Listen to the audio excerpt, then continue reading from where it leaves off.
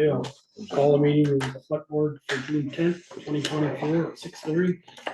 Order, review agenda for additional removal or adjustments, and I know Valerie got a small.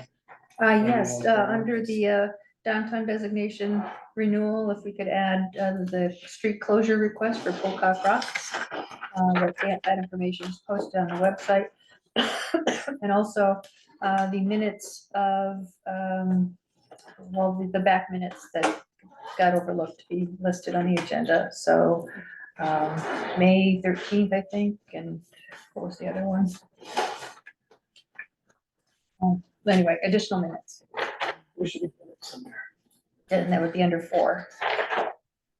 February 26th and May 28th, I think is what you Yeah, sent today. February 26th. But you wanted one more, you wanted that, May, what the other date you Yeah, wanted? She sent May 28th and February 26th They're on. today. Okay. Yeah. And then there was ones carried over from the previous From the meeting. previous. Carry over.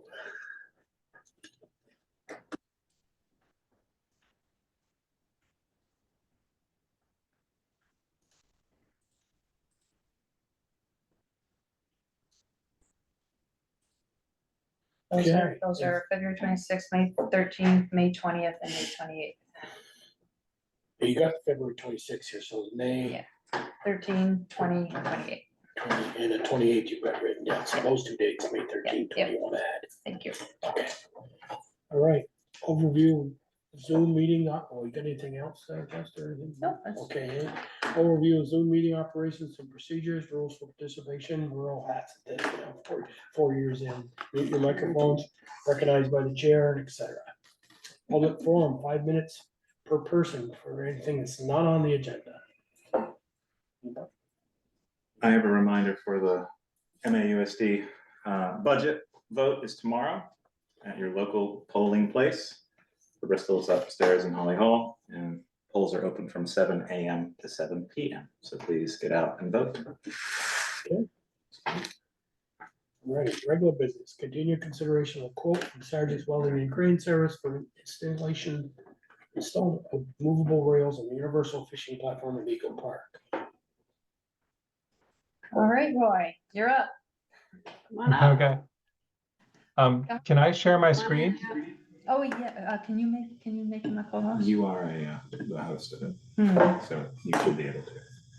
But if you're not, I can. Oh, it does work this time. Yeah, you're the boss. Oh, it's. There we go. Okay. Can you all see that picture? Yep.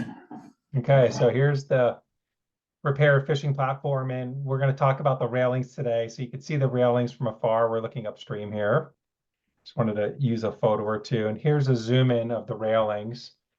Again, we're looking from downstream edge to upstream. And then probably the most important photo, here's a post-flood December photo. I can't remember who shared this with me. Kristen, maybe you. See you nodding your head. And so we've built a new access way with FEMA dollars with a proper foundation, buttressed it with stone, and that's all repaired and things are looking great out there. And we always had a plan to make the railings removable.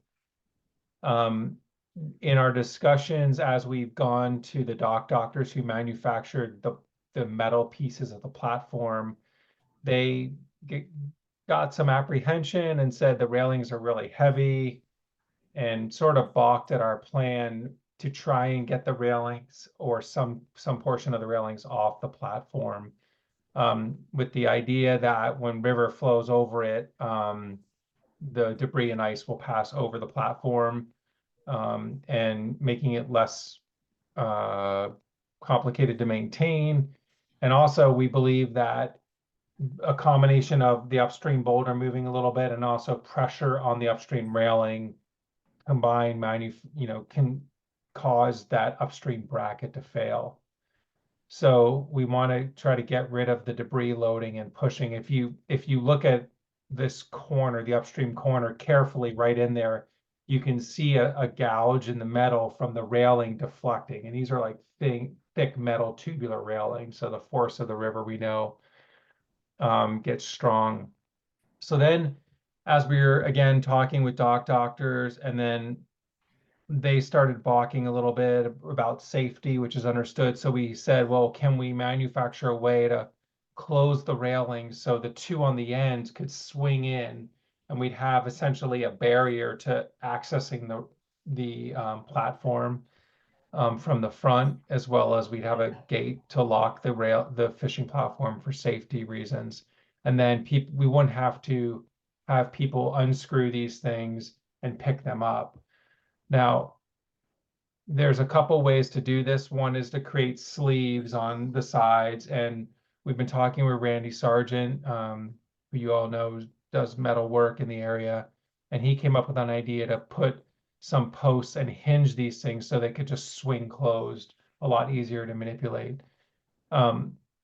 As we talked more, we sort of landed on a hybrid, which was removing the upstream and downstream railing. And as you can see from the view here, looking right upstream, most of the debris gets caught on that upstream railing because it's essentially perpendicular to the flow. The railing on the outside edge is parallel to the flow, doesn't catch as much debris. And then the railing closest to us in the photo, again, is perpendicular and would catch more debris.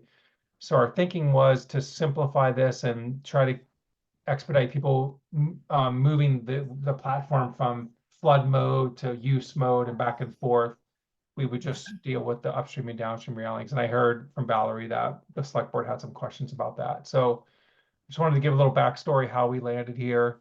I think we could take these off, all of them. We could sleeve the outside railing as well, and then they would have to be removed and put on, and then a bolt would have to be tightened to lock those railings into place. And if I go back one photo, let's see, you can't really see it here, but we inserted 2 galvanized posts at the head of the railing that we would lock these, at the head of the walkway, excuse me, that we would lock these railings to. So A, they don't walk away, and B, they act as another layer of deterrent to keep people from coming onto the platform. So now there's a fence, we have a gate, maybe a gate at the entrance of the fence, and also a gate sort of halfway down the access path. So the town could feel better about making sure people don't obviously like just stumble onto this platform without railings. It's gated off. So I guess that's my little introduction. Would love to hear the comments and people's thoughts. One concern that was expressed about removing all of the railings, particularly the outside railing, was about safety, because without that railing there, when it comes time to put the railings back, there's nothing to hold on to. Yeah. That folks trying to install the railings, because they are heavy, it could cause people to just fall off the platform while they're trying to put them back in. And so the idea of keeping the outside railing in place, it serves as an anchor to hold on to while the other rails are being moved into place. You're saying the one that's perpendicular to The one that's water. parallel to the water. This one right here. Yeah.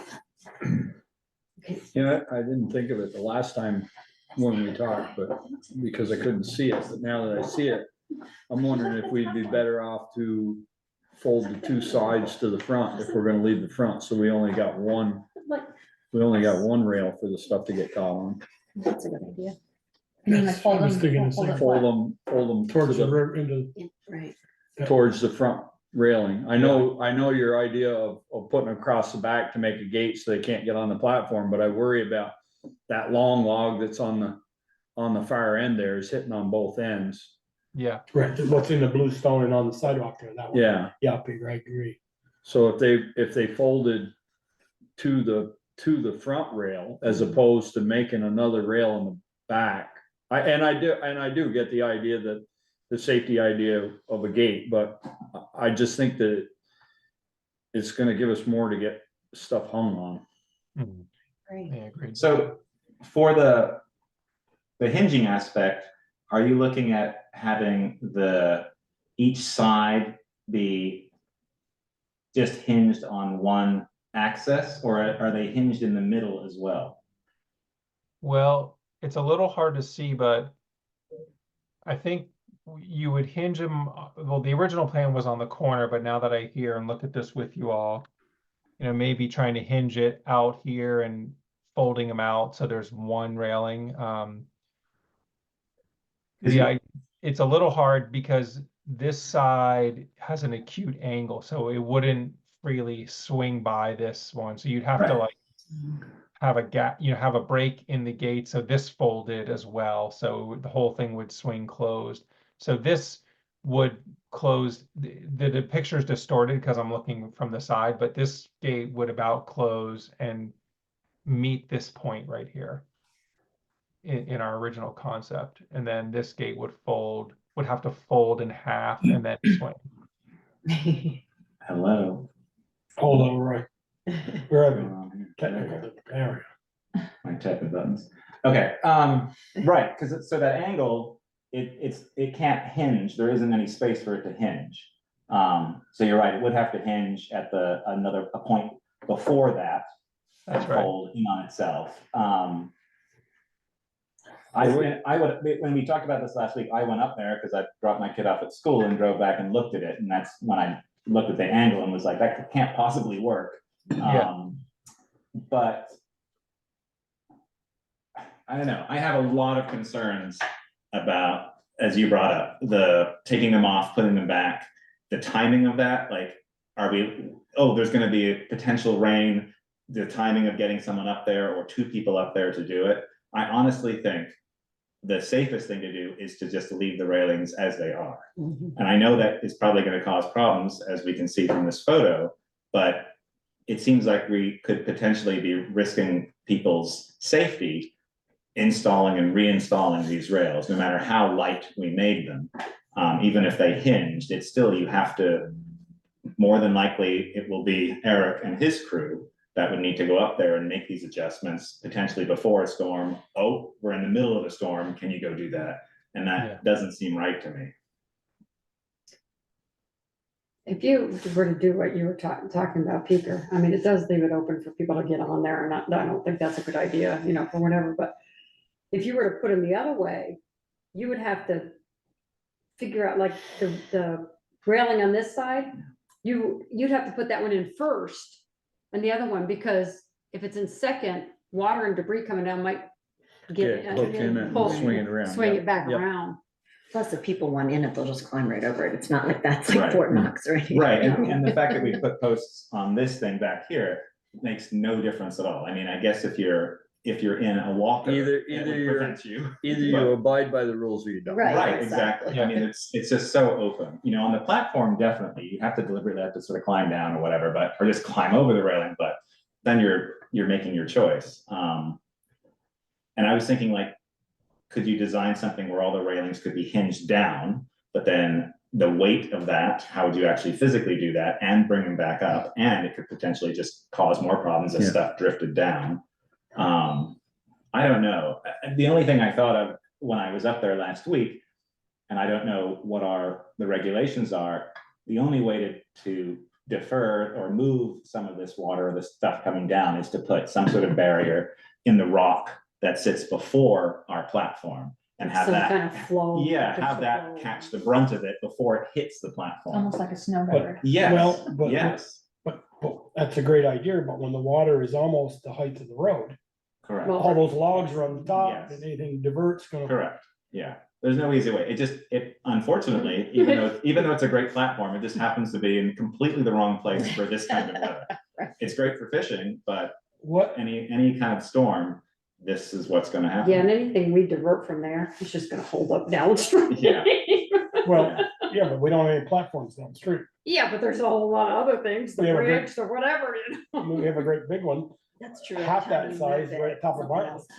I mean, our concern, Jill, you bring a good point in terms of, okay, when it's as high or higher than the railings, stuff will still come over, but the likelihood of it potentially ripping out the foundation of it in the rock is maybe lessened if we had that kind of buffer before it, perhaps. But I don't know what the rules are. I know we can't sort of divert what's happening to the river, but I don't know if we can place material there that would act as a buffer, or can we drive in some sort of railing system that would be ahead of this, because there are some pretty good stones there, including what it looks like some sort of poured concrete foundation, as like a railing before our railings that would catch potentially a lot of this stuff before it even hit this. They get really nervous or really Yeah, the excited state. about you messing with Yeah. where the river wants to go. Well, if we're not doing that, can we drill and sink in metal posts to boulders that are already there? There is like a foundation there. I don't know what that is, if we put that in or if it's just been there. There was I Bridge think or that there was a store there up on the flat at one point Oh. that had a concrete wall. Okay, so that's. On the that's what that riverside, is, I guess. yeah. Okay, I mean, it's there. It doesn't look like it's moving. One factor to consider is that we're on the tail end of our FEMA funding. Yeah. And they've given us an extension to September. They're very particular about changes to the scope. And if we propose a change to the scope at this point, that could draw out the time needed to get their approval and then actually get something done. So we What's the scope as stated right now? removable rails. Okay. And it wasn't specific, so we didn't provide to them a very specific detail of what that was gonna look like, so I think we are within the range with this conversation. With the hinging and. I had a Yeah. question though about the horizontal pieces. Could the horizontal pieces be replaced with that like wiring that you see on decks now? You know what I mean? Mhm. So that you keep the posts in place, but you remove the wire that goes through the posts. And then you would all you would have to do is, wire that. It would still catch, but would But it would only be more, the would post. more, yeah, would more flow through. Well, it would either flow through or it would break. And it still doesn't get Right. around the who's gonna do it and when. Right. Well, right, Factor. but wiring it Yeah. would be a lot But quicker and You easier. don't think if we stuck another post a foot off of that corner and hinged The back it corner, the off far corner? The far corner, and hinged that and had this one hinged so it felt folded inside it, that it wouldn't be a whole lot easier, and I know it's gonna leave it accessible. So you're talking the post right up into. No, No, the no, other, on the other end, yeah. right right, there. right there, Yeah. yeah, so, Have this hinge this way and then. yeah, After this one, no, that one, yeah, after that one goes in so they're first. locked together. Well, so that the downstream one can't get hooked, Right. it would be protected That would have behind. to, that would have to be folded in first. What's the possibility of putting another one right here and having the two posts here? So from here to here, it hinges back to the wall and then this little short It's piece still swings gonna in. catch. Let's Oops, see, sorry. No, I think we'll stop sharing. Oh, I did, I'm Or- sorry, no, I I'll go asked- back, it was easier to see you all, What if- We're just pointing at the TV here. Right. okay, Uh, good, sorry about that. When did you take that picture? And who cleaned that mess up and how did they clean it up? Or do we know? The Conservation Commission cleaned it up. Oh, yeah, like Yeah. 10 times. Group of volunteers. Mhm. Okay, This so was, did you do that with after- a piece of equipment? Or It was by after, hand? it was after the December floods of 2023. And 4 people from the Conservation Commission, with 2 chainsaws, removed that debris within about 3 or 4 hours. I guess I asked the question is, Roy, can you show the one that's nice walkway, the all grassed in the way it looks now? Can you get a piece of equipment like an excavator down there? no, No. Not, you've been You'd have putting to it go on over. the cement sidewalk, Yeah. and it's not wide enough. what? Where I'm I guess going with that is- Yeah, that's what. Where I I'm wanna- going with that, or we just have a cost every year, we set some dates and is, we have a crane set all 3. So you don't lifting them, you just, in an hour's time with the crane sets up, I know you don't get those, that's probably gonna be $500 a crane for an hour at least to set those. And pull them with a crane and just 2 people walk out there. And then when they come to put them back in, they just guide them into the holes. Then the crane swings and poof, off into the river you go. No, you're Well, not I think hooking the he's only crane. saying, Right. take Each the 2 bracket. ends. Yeah. No, the two all 3. ends. You're gonna have a crane do all 3, pull all 3. Yeah, but then you're leaving it open for people to go out there and, Yeah. Well, you gotta have a gate across I, I mean, I look at the platform that's 5 times higher than that at Bartlett's. There's a platform just like it at Bartlett's. Yeah, but that's not That's been there. We didn't created put by it the in. town, yeah. Well, no, it's owned by the town, but it's not created by the town. yeah, I was just wondering, it's an expense that, Here's the posts at the end.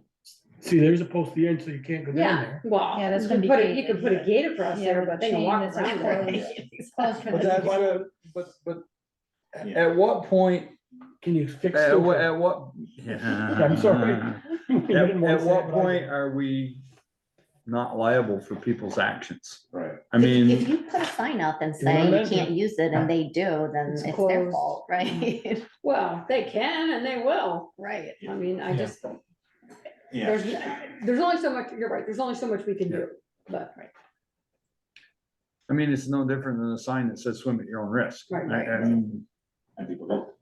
Yeah, I think, I don't know, I'm. I mean, if we're gonna leave them, I'd like to see them hinge the other way, so there's only one to get caught on.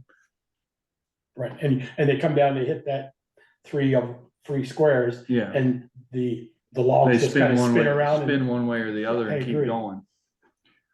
I don't think that, you know, I think that one on each side, if they folded to the front side of the platform, to the side The you river get side. on. No, to the side you get on, Oh, I okay. think you're gonna create an area for more Right, stuff to get catching. caught. So you want them to swing towards the riverside, that one, Yes. yes, that's what I mean, that's my thought. I'm not So that there'd be 3 rails parallel. to the Correct. river? correct.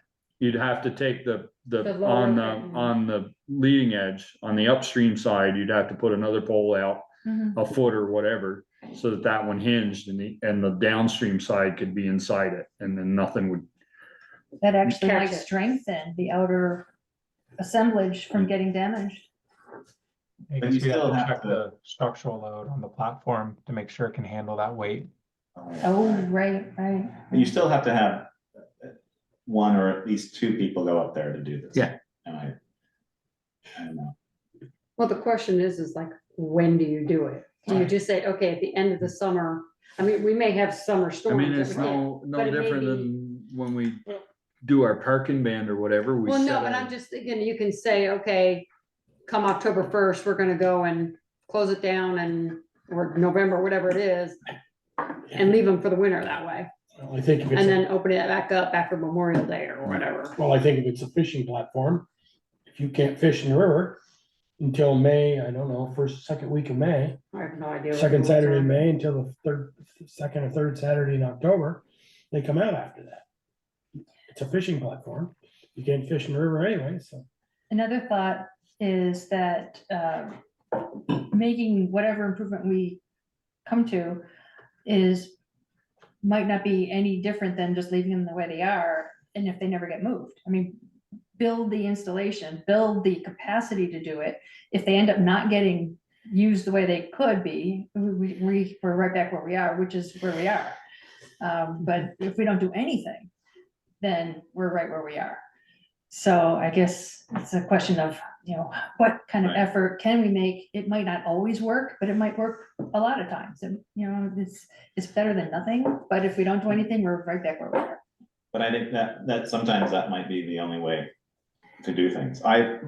My concern with the hinging, even with the 2 of them, is that for at least half the year, that platform only has 1 barrier on it. Mhm. And that's the town platform. It's not like it's a rocky outcrop that you could fall off of. People will go down there and they'll play around and they could potentially fall off. At least now, with them there all the time, there's a fairly decent chance you're not gonna fall off the platform. We close it during the winter time? I mean, do we actually put up a Not chain? Not yet. Yeah, but I mean, we can put up the signs in terms of liability, but it's our responsibility to look after it and not create, I know we're worried about it being dislodged again, but is that worth the risk of someone going down there and not reading the sign or not caring about the sign and then somehow falling in? Well, it'd be no different than somebody going down there now and climbing over and Over the standing rail. on the outside. No, I I know. mean, I just, But- like I said, at what point I know. are we You need, But I- you but I need to think put I- signs up, enter at your own risk, Right. period. Right, but also too, I think if it, for some reason, went to court, I think we'd have a stronger case by saying there are permanent barriers on that platform versus it's an open platform, and for half the year, it just has one barrier on it, and the two sides are open to the water. That's my concern, and also I think the timing of how to do it. Looking at the past storms we've had, they've been throughout the year, and that'll probably continue. And so we'd have to figure out a whole schedule of when do we send Eric and crew up to put them down, and how much warning do they get? And then you're running the risk of something happening as they do it. You know, as I said, is it in the middle of a storm? If they're in the middle of the storm, they don't touch it. Right, No. but it is another thing to add to the list. Me personally, I think we should just leave it as it is, unfortunately. Kristen, do you have an opinion? It's a difficult call. I was just reflecting back on when we've experienced the most damage, and it Ian's right, it has happened throughout the year, but generally it's in November, October, or during January or February thaw, when we get snow melt associated with rising water levels. And so having a season of open and closed platform, I think, could address maybe most of the damages. But I also hear Ian's point about liability. I like the idea of rotating them to be parallel with that front riverside railing. If we were gonna have removable or movable railing. I don't know, Ian, I understand what you're saying, but it's no different than, how is it any different than the traffic light out here? We've got walk signals, and if somebody chooses to walk across without pushing the button and walk when the signal's not, I mean, Yeah, where do we as a society assume liability for somebody being foolish? well, with this particular thing, we're, for a certain period of the year, we're making it more dangerous. We're deliberately making it more dangerous. And that would be my concern. It's Without like- any promise that right. it will work. Yeah, it's like if half the year we decided to tape over the walk signs for whatever reason, right? We were making it more dangerous even though before it wasn't as dangerous. But I know, it's like, it's very easy for anybody to get on the platform, climb over there and muck around. I mean, Yeah. the thing we could do is just say it's closed from November 1st to May, whatever. And that's when you put the rails back and you put the signs Yeah. up, platform's closed, Mhm. you know, do not enter. It's just unclear to me that it's going to be effective. Like, it seems like a lot of extra work and resources. When you look at the pictures, it looks like a lot of the trees are hitting the platform itself. This is the 4th time we've done this Right, with this And it's- platform. We fixed it never- 4 times. but never with the rails off. So No. is it, It's always like, we've got It's the always rails. been the rails. I mean, the rails have always been on it, And they've Right. always caught the the debris. debris. but we don't know if it's If it being was hit just from the below. front, we Right, wouldn't- like what you're saying No, at we the don't end know. is We what's don't know. left. We don't, So it's sort of unclear. and we could do everything and Mother Nature could Do come down something through and with clean it. it right off. Absolutely. Right, if each day you come down, hit all three of them. Or rip the whole thing Yeah. off. Yeah. Is it complete, is the cost completely covered by what we have from FEMA? That's our understanding. Hazard mitigation. I mean, And I if guess we it don't, doesn't, it if doesn't we hurt. don't mitigate it, are we eligible for funds again? Well, here's one, if we Future. do this, if we decide to do it this way, doesn't mean we always have to close them, but the option's there. That was my point. That's You true. know, if we don't do it, you don't have that option. I mean, And you somebody can try else it. somebody else is paying for it now. Well, we're paying. We're paying for it, but, I Just mean, a it gives little you bit the for each of option us. to try and see what happens. You know, if we do it during, if we close it for, like, let's just say we're gonna close it this winter, see what happens. And if it works great, then you know, okay, this is what we're gonna do every year. If it Close doesn't it work, with the rails up or close it with the rails you know, down. with the rails down. But so the first the thing would rails be to folded. check the structural load to see if all Right. 3 rails can be on the Mhm. one Because end, it right? does overhang a lot. It's not Right. directly under. Roy, how would that happen? What would you need or what would somebody need to do that evaluation about the the weight bearing capacity of that far side of the platform? I think I could talk to Randy about that option and then talk to a structural engineer. Or even call doctors and, because they know the loading on it. One thing I just wanted to add, just so I was listening to all the conversation, our original concept was to remove the railings, and then we were starting to, there was talk about safety, so we were figuring we'll leave one of them. And then we were learning like those railings are like between 200 and 300 pounds. So like the feasibility of somebody really moving those is not good. But the idea of hinging them, and Randy seemed pretty confident that that could work, seems like you could literally go up there on a quick notice and either open or close them. So you wouldn't have to do like it's open, like it's closed down, the railings are off for 6 months. I literally think you could swing them open, pin them in place, and then go back the next day if the storm passes or whatever, and put them back on. So in this approach, you limit your window of risk maybe when the railings aren't up on the platform. So I thought his idea was really good from that perspective. And we kind of thought this all through and said, again, and I don't know what the liability is, but like if we can put up signs and a few layers, then we feel like we're doing our diligence on, someone can get out there at any point and do anything and get anywhere. But if we create a few barriers, that was our thinking, that we could deter them. You wouldn't drift on their app unknowingly, then all of a sudden be in a risky spot without being aware you were going to that spot. So just want to share some of the background of the conversations. Sorry, right. Can we bring up the picture one more time? Right. Sure. Can you bring up the picture?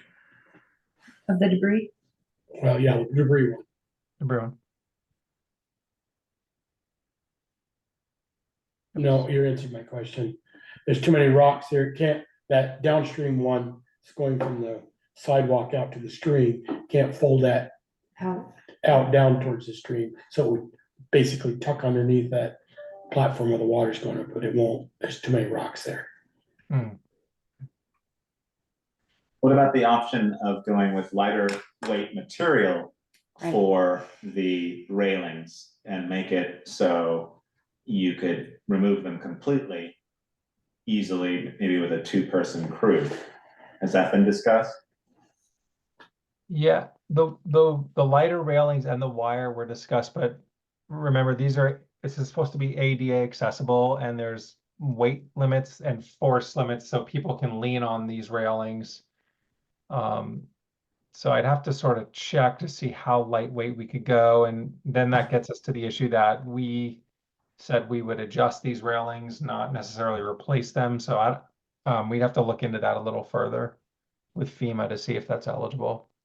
I'm not Yeah, sure and then if I we think spend you the put- money to replace them. If you're sending people out there to pick them off, you're in the same boat again, whereas if they swing, Yeah. they're always, Hanging They on to should- something. well, that, and they should be on the inside once they start to open. Right. They'll be on the inside, so Right. they'll be Although that's protected. something to consider if they find that it can't hold the weight of all 3 sides on one end to make them lighter, but still compliant, would solve that problem.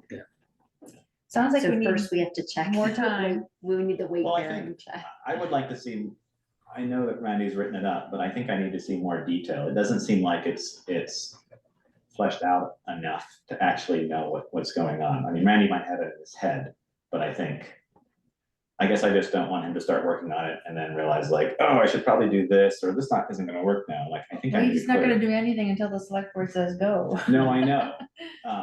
It's just, yeah, it doesn't seem clear. And I don't know, does that mean drawings? Does that mean, detailed measurements? Maybe, I'm not sure. It's more time, obviously. Roy, what do you think is possible before the next meeting on the 24th? I mean, I think we could, I think we could have like a quick sketch illustrating the approach, and for the 24th, I could tell you if the loading is acceptable. I'm pretty sure it's going to be, the more I look at this, because the loading on the platform is if you put a person in every square foot, and that would be way more weight than the railings on the end. So I guess maybe I could talk to Randy and we could sketch something up just so you can get the concepts down. That would be great. And see if that changes His his pricing. proposal at all, in terms of timing and materials and all that stuff. Fabrication.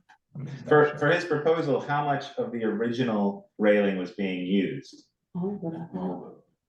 Yeah, Mhm. it was just like a cutoff in the tubes. And things like Yeah, that. you just add in the two posts on the extra two posts on the end to make them be able to hinge there to swing them towards the sidewalk. Okay. And then, the long rail, I'm gonna split it, make that hinge twice. And how are you keying in the middle of it, where it's now welded to the platform? Don't you need to key that in, or are you just relying on the two ends to provide the support? It was gonna be on the ends where they come to the railing by the river. Right. Gonna in there. Okay. And then one spot in the middle Okay. was gonna be able to go up against last time that we talked, Yeah. was gonna go up against a plate and you're gonna pin it. So it's mimicking where it's welded now, because it's Similar. welded at like 3 or 4 points Yeah. throughout each Similar. sides. Okay. Should just be a pocket for it to go in and a pin to hold it. Yeah. Yeah. I mean, I was asking for drawings, but other board members may feel that they have enough information, so don't necessarily. Spend thousands of dollars on drawings. You can say it. Right, no, I mean, yeah, if other select board members are fine with going ahead and have a fairly clear idea, that's totally fine. There's no thought of what I thought of just setting them every year with a crane. I think it's an expense that, I We agree. don't need to have. and like Roy says, if we decide we wanna put them up, if something's going on or there's gonna be a function there, we can go up and we can swing them out for a day and swing them back, so. I like that idea. I'd like the swinging part better than the crane, but, I'm not sure it's gonna totally work, but I hope it We're does. not sure of any of it, if it's gonna work. I'm sure this is the last time I'm voting for anything to put that platform. If it goes again, we're moving it. We've got to. 4 strikes, you're out. I thought it was 3, but 4 strikes, you're out. Okay. Okay, So it So sounds Roy, like this guess- is to be continued. Does Roy have everything he needs yeah, from do you us? have everything from us? Does this work for you, Roy? Sure, I guess I'll reach out to Randy and we'll try to sketch something. I'll brainstorm with him, sketch something up, and then check in on the loading. Excellent. Thank you, Roy. Sure. Thanks, Roy. Thank you, Roy. Take care. Okay. Oh, item 3, public hearing downtown designation application renewal. Courtney Ratford, Bristol Core Executive Director. You're up, Courtney. Hello, how is everyone? We, What's that? Do you really want all the Hold on, answers? I can't. Hold on. Okay, I'll hold. Hookup was gonna be next, is that incorrect? That's what. The water hearing, no, there's a connection, water commissioner, water Am I service not connection reading the right application, 29 agenda? Edwards Way, Direct Jeffrey Lungstein. That's me. Right, Yeah, it's not. it's just not on the not agenda, on it's the on your agenda, TA but it's report. on- No, it's on the, it's 3 number 2, Yeah. Yeah. Oh. It's down here. below the below reading the it. water and sewer public hearing. So you're up in a minute. Okay. Okay. well, it's more than a minute. Or a few minutes, yeah, more than a minute, I'm sorry, yeah. It's a waste. It's down here, is this not the agenda that I'm Well, reading? no, I was just confused because on mine, it's got, on the TA report, it says item 3, 1, 2, 3, 4, 5, and then it says item 4, public hearing. So I was just, Well, the meeting was originally or it's intended to start at 7, then we added the other item as a regular business item, and kind of threw things up, All right. the Sorry, sequence of things. okay. Jeffrey, sorry. Go ahead, Courtney. You got Okay, something to hi add? everyone. Yes, Go ahead. I haven't met everyone, so I'm the new executive director for Bristol Core, and I'm here today to ask for approval to move forward with our renewal application to keep Bristol as a designated downtown. And we've been a designated downtown for 18 years now. Our last renewal was in 2016, and they've maintained the pattern of every 8 years. So this renewal will keep us as a designated downtown until 2032. There will be an interim review point 4 years from now, but after we go through this process and we get approved, we will remain a designated downtown until 2032. They need a motion from us. Ultimately. But she's got Yes. some information and Okay. updates to help update the select board and the public on the outcomes and benefits of the designated downtown. Okay, Yes, I go can ahead. share my screen. Yep.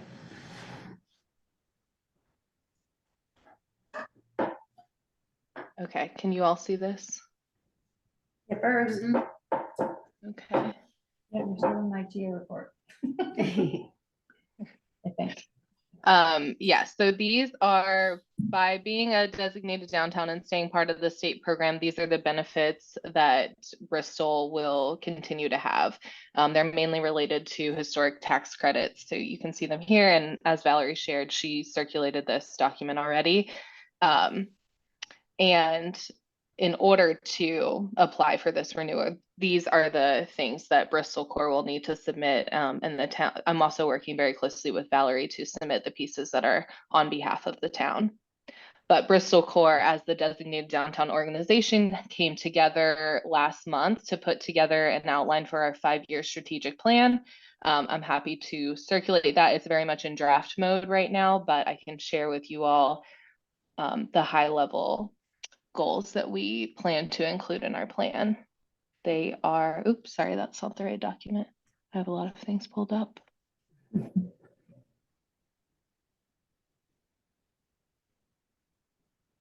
The downtown designation follows the Main Street model, so we've organized our goals in a similar way. So we have some design goals, or a design goal with lots of objectives underneath that. We have a promotional goal, an economic development goal, and then we have some goals for Bristol Core as the organization, how we're going to maintain our organizational sustainability.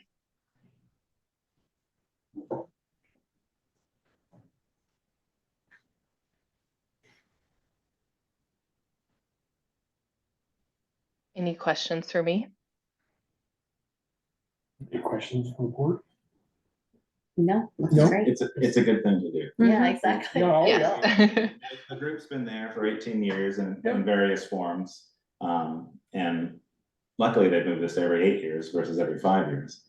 Mhm. You know, I did it once when I was the executive director, and it's, you know, it's a lot of work to do. They've added a few more things on the town side too, to complete the capital plan. But we already have that, just like shaping it into something that we can present. But yeah, it's coming along really well. Courtney's sort of work on this has been great. And I fully could support share, it. oh, sorry. It's okay. I realized that I didn't share the timeline for you. Also, the timeline for the designate or for the renewal is that we will have a draft of all of these elements of the application that I shared with you. We'll have a draft due the first Monday in July, and then the state board reviews our draft, provides comments, and we submit the final version on the first Monday of September. And then from there, I will go in front of the board. I believe it's September 25th. It's the 3rd Thursday or the 4th Thursday of September, where I will do a presentation about the last 5 years of Bristol's downtown, what success stories we have from capital projects to events to community engagement, and then hopefully receive approval. Sorry, I'll also present on our 5-year plan. So looking to the next 5 years, and then hopefully receive approval from their board on that day, September 25th. I make a motion to accept the downtown designation application renewal. I second that. A motion and a second, any more discussion? I just have a question more, Courtney, and Mhm. when you said you were working on a lot of things and Ian knows, and Ian's done a lot of work with Bristol Core and the board, that one of our dilemmas is sewage capacity for our businesses. Is Yes. that something that maybe with Bristol Core's help could lever some grants too? Yes, absolutely. And we've, as I've shared, we're working closely with Valerie for the town side of the 5-year strategic plan. And so Valerie has drafted a good summary of all the capital projects that she sees us doing for the next 5 years that Bristol Core could be involved with. And that was one of them. Okay. Yeah. It's good. More people can ask for the same grant. It sometimes rises up the ladder a little faster. Well, Yeah, also, absolutely. just the fact that Bristol has a designated downtown and has some of these capital projects identified in their strategic plan that supports the downtown, that strengthens our grant applications through other programs. Right. Not necessarily downtown programs, but transportation programs. It elevates the town of Bristol in the priority ranking for other grant programs. And it did that for the EV charging grant for the level 3. That was in there. If you're designated downtown, that bumps you up in terms of ratings, which is good. Okay, okay. Yep, and you can see those benefits right here as well, that prioritization for those grants. Courtney, is there something that the select board needs to sign? Yes, I will. I'm using basically the 2016 application as my guidepost for what this new application will look like. And so last renewal, select board signed this. Let me see if I can, oh, no, not trying to zoom, just trying to scroll. Sorry. The select board, this is what we submitted for select board approval. It basically is just a note that the select board supports the town's application for renewal, and then we have your digital signatures here. So I'll circulate something like this to get the same sort of document included in this year's application. I recommend that this year be on town letterhead. Okay. Yeah, so we'll collaborate to put something together for the select board signature. Okay. Okay. Well, Thanks, Valerie. Thank you, Courtney, for presenting that. We have a motion in a second.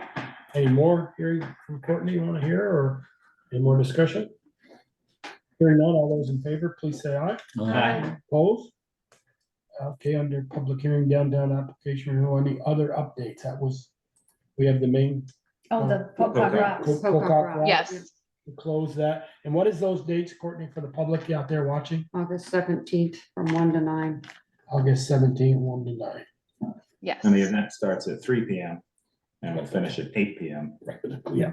How come we moved it to August? I mean, I know it was there last year because of the rain date. Correct. We felt that it was a better time of year. We were always very close to July 4th. Right. And just people seemed to enjoy it at that time. There was nothing really going on, so we thought we'd just keep it there. It was very well attended last year. And we Okay. don't, for that particular thing, for the Pocock Rocks, I guess we need a motion. Yeah, Yeah. I need a motion first. And we don't need state approval. We'd always done it in the past where we contacted the state, and finally, I think last year, maybe it was the previous year that we did it, I actually got an email from the state saying, you don't need to keep emailing us about this. It's the town that decides this. And I said, great.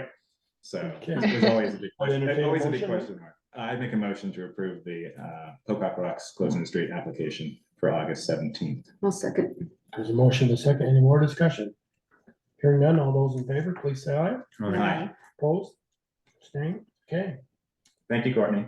Thanks. Thank you so much. Could I have the permission or the rule of the board to, Jeffrey's here for 5 minutes for a water commissioner service connection, and the public hearing for the water and sewer district is allocated an hour and a half. Could we switch those two around Thank you very so he doesn't have to sit through, because the agenda says that he's up before That would be Maybe he fine, wants to. them. He's more than welcome to stay. It's kind of like watching. planning commission meeting. Yeah. That's true, Okay. that's true. Thank you. So Yes. Jeffrey lives on Ezra Way. It's off from Pitch Avenue. And he's asking for a service connection, and I gotta read Valerie's notes. Next lot, 2 lots. One house on 2 lots? Is that what you just said? I thought it said 1 house and 2 lots. Actually, no, it's a one There's- house on 1 lot. Yeah, I was gonna say, there's already a house The there. boundary line has been adjusted. Okay, Or Chris has the application. I don't know if he's finalized it yet. okay. It's 1 house on 1 lot. The taps are already done there, aren't they? Yeah, everything's installed. All we need to do is connect up to, when the parcel was subdivided by Nancy Dyke and got approval, it got a full water and sewer approval, and lines were run So the line runs right out to the house, we just have to run the line from the pipe to the house. From the house to the curb stop. That's, no. No, the it's, curb they're, stop is at Fitch. the right of way, the lines are all in Yeah, that's what I was trying to figure out. We know that we have the curb stop at the, at the road. right at the road at Fitch. That line there from the curb stop, Mhm. that's already in, Yeah. that curved line all the way to there. Oh, that's already it. Yeah, Okay. all the lines for all that, there's two more. Even the lines. one up to lot 4, it's Yeah. already? The lot Yeah. 4 is occupied. There's houses. Oh, is it? Yeah. I So Yeah, they haven't put paid them, any attention. they to put them that. all in before they put the road in, so Well, I they didn't knew have they- big I- road back up. I remembered it because we had looked at one of the lots back there. So I knew that they were supposed to do that, I just wasn't sure it was done. No, everything, water and Everything's sewer in. was all Mhm. installed. And that's connecting with copper. So you, And you gotta notify our water operators and, Right, the builder's been in touch with the water Mhm. department. So is there a shut off right there then? no, it's out at the road. Right at the road, but It the just- pipe is there. The pipe is there to that point. I make a motion, we allow them to hook up. Second. there's a motion and a second. I just have a couple of questions. So there's already one house out there? There's 2 houses. Two houses out there? There's a house on. Right. Are they on the same line? No, No. Okay, I'm just, I no, they ran them only all. see one line, that's all I just drew in that. Okay, you drew that line, and I'm sorry. I can show you if you want. I No, can show you no, the- I'm cool with it. And Steve, you're okay with that? As he's on? or he hasn't Your been- water operators are okay with it as well. Cyrus actually I'm located. gonna ask you next, Steve. He's our engineer, please. Hmm. They already approved Yeah, all they that. did. Okay, When it was put When in, it was all permitted- approved. Permitted. All he's doing is asking to hook to it. okay. Mhm. Jill, he's gotta notify you 48 hours in advance, right? A minimum of, yes, so that we can Mhm. witness the connection. Okay. Okay. All right. Yep. I It was also not gonna leave you out. I saw Steve pop up, so I asked him first, so. I have We another still need to view of You're gonna. the plan. That's the original subdivision, I think.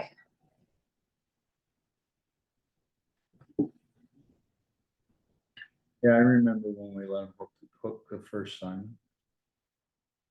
What's the new one that's just gone up there? Where's that? That's the one that the cursor's on right now. Yeah. That's the house that Yeah. we're building right now. Oh, that is the house. I see. Yeah. Got it. Okay. All right. Yeah. So there's a motion and a second. Any more discussion? All those in favor, of letting Jeffrey Olmsted hook up to the line? Please say aye. Aye. Opposed? Staying? Okay. Thank you very much. You're welcome. Thank you, Jeff. We have another few minutes before the 7:30. Want to take up the next item? Public Works road trip? We can. What'd you Oh, say? he's almost free. He's almost free. When did we do it last year? What you said. July. May, I think, last year was Last May. year Oh, really? was May and the year before that was July. July. You just go Let's whenever have we it all June can then. make it. Right, that's true.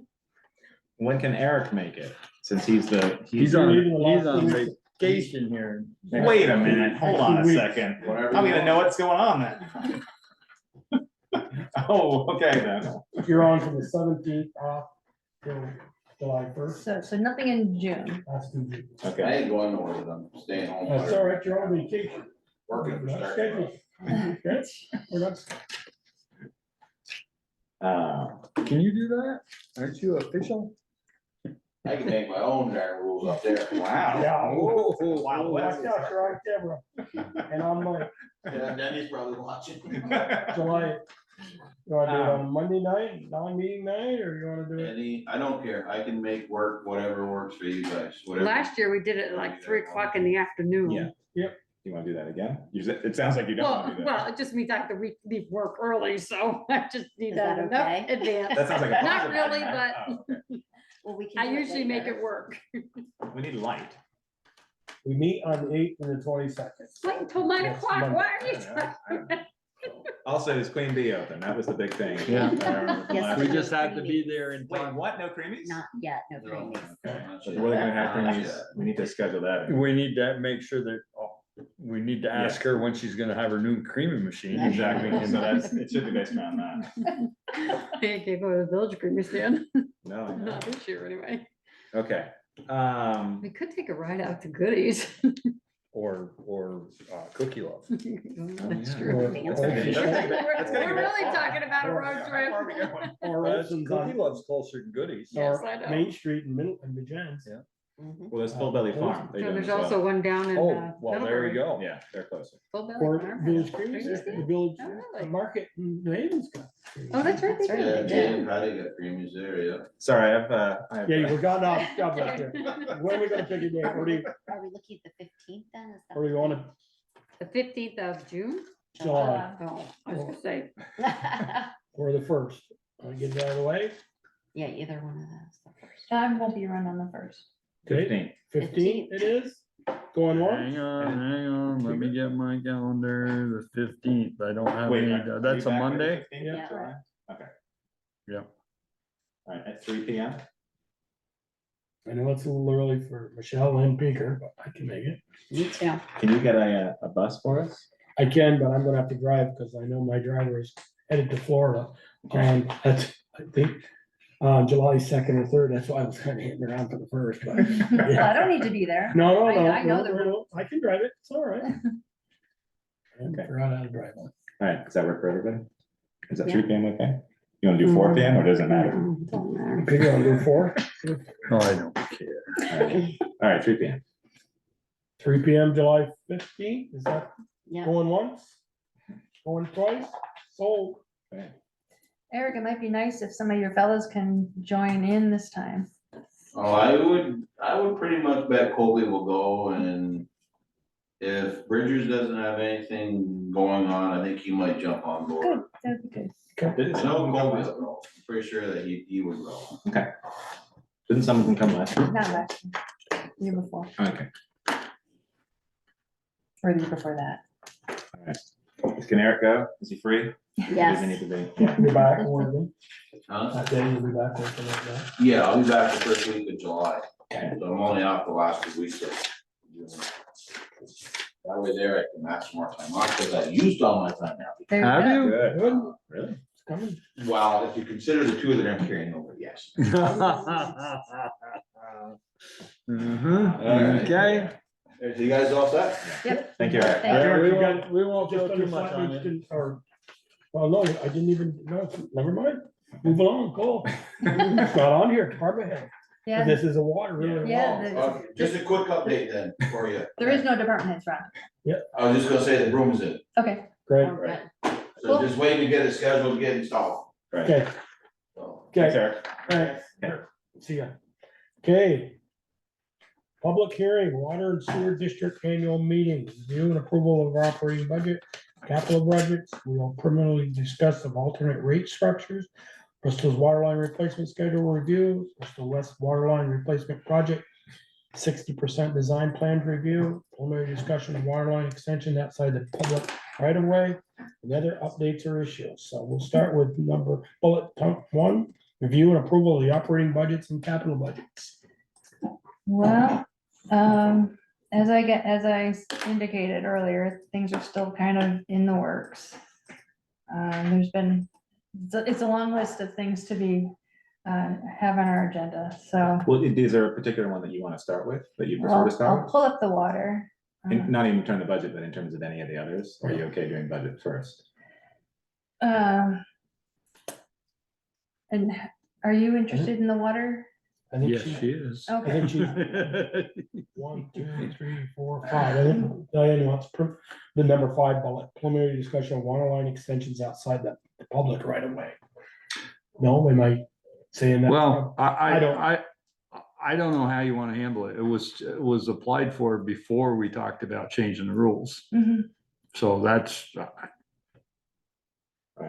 And it seems like it would be grandfathered in, right? In terms of some of the discussion. Well, we'll wait till Michelle Michelle, comes back.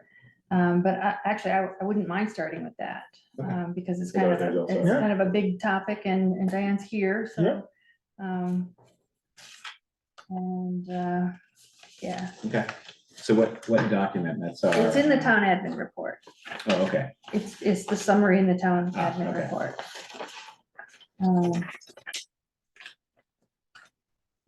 On page 4.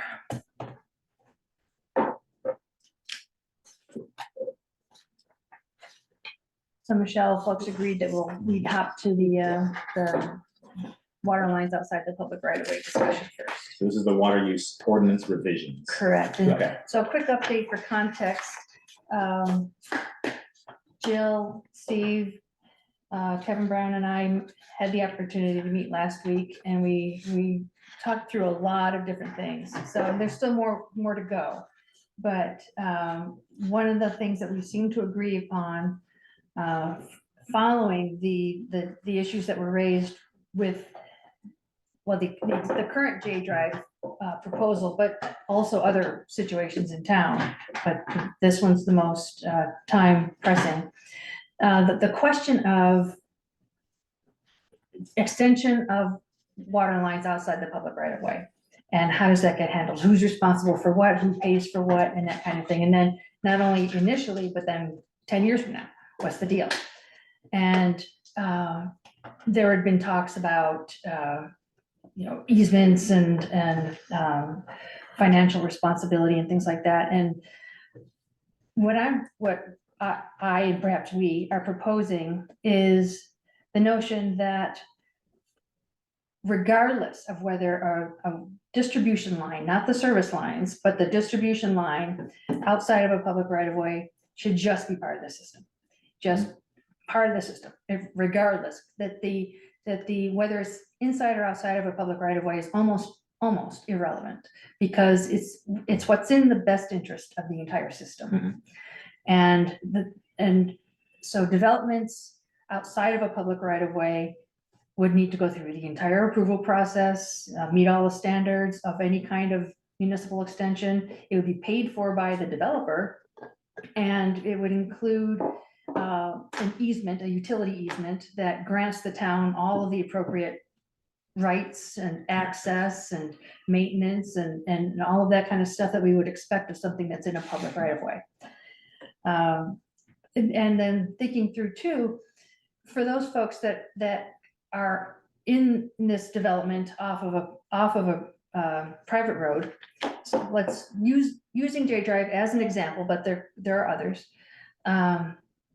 That is it fair for any of those residents 10 years from now to be responsible to cough up $10,000 to pay for a major repair on that section of water line when in fact it affects the entire system, and they're paying the same rates as everybody else, and and not all the developments going forward or past have homeowners associations, and so, and even if they do, what's their structure, what's their stability?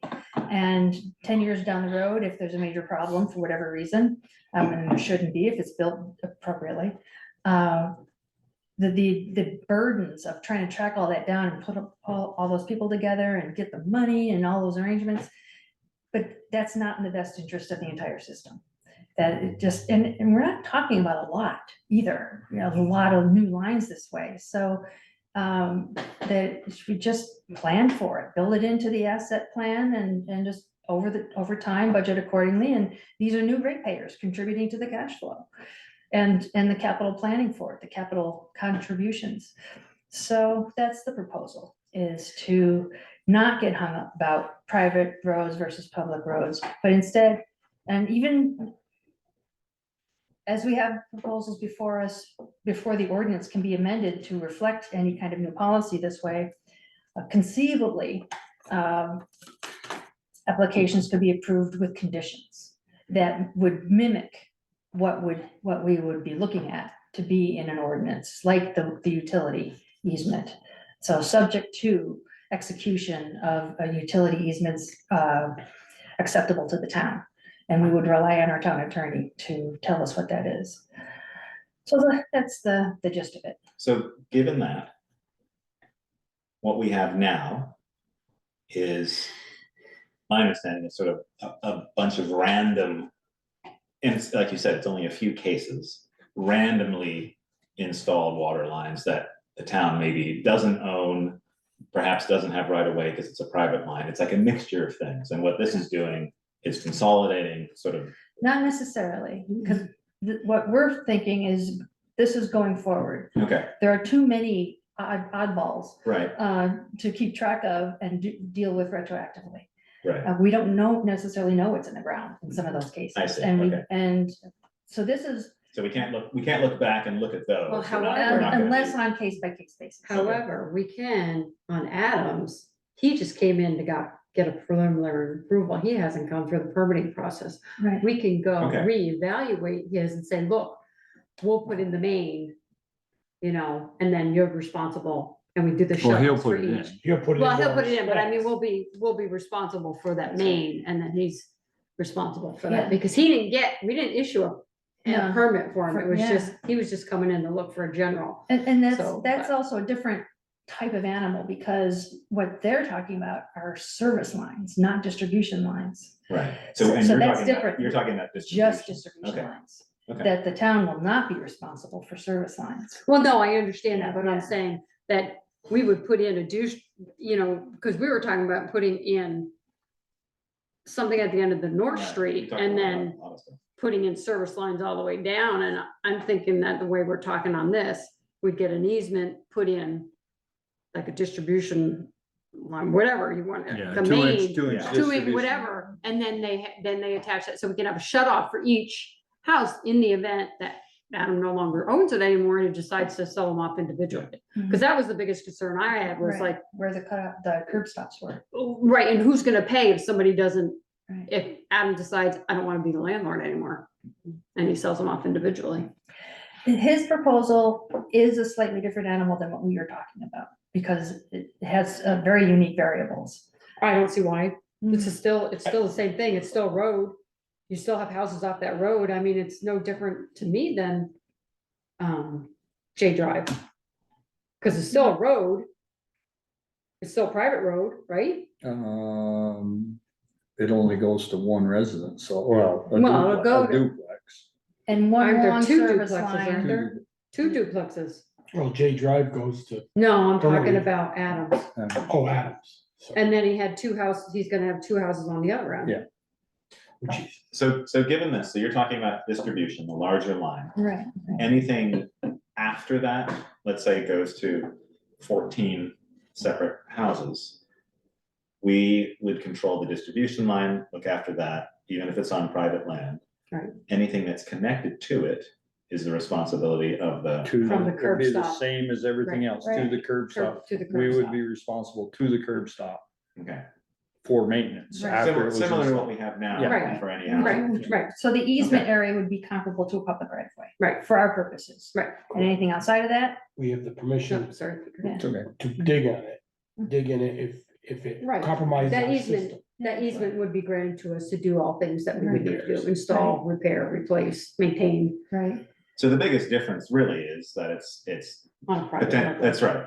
You know, if I'm on Mountain Terrace, the town owns the road as the distribution line goes right by my Mhm. house. Mhm. But it's my responsibility to connect to that with my Mhm. curb stop, and I'm paying for that and looking after that, correct? Mhm.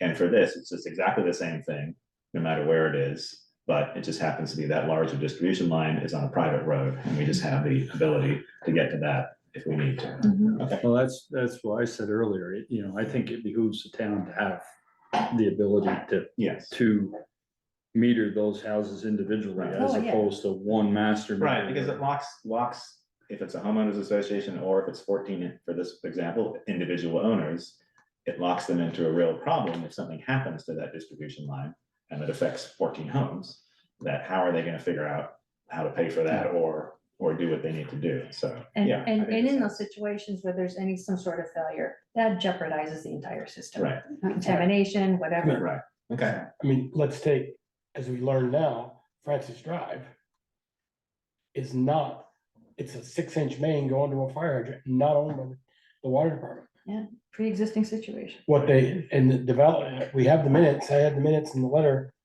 And I talked with the developer, 1984, or whatever that one's put in, or 86.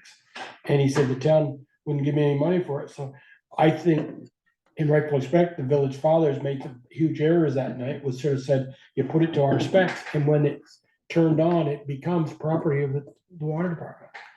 And they didn't. Water under the bridge It's now. water under the bridge, but I think that's this I like that. compromise won't have that and say, that's that 2-inch main, it sprinkles like crazy, but it doesn't go through my meter, so I don't care. And well, it compromises our system, so we own it.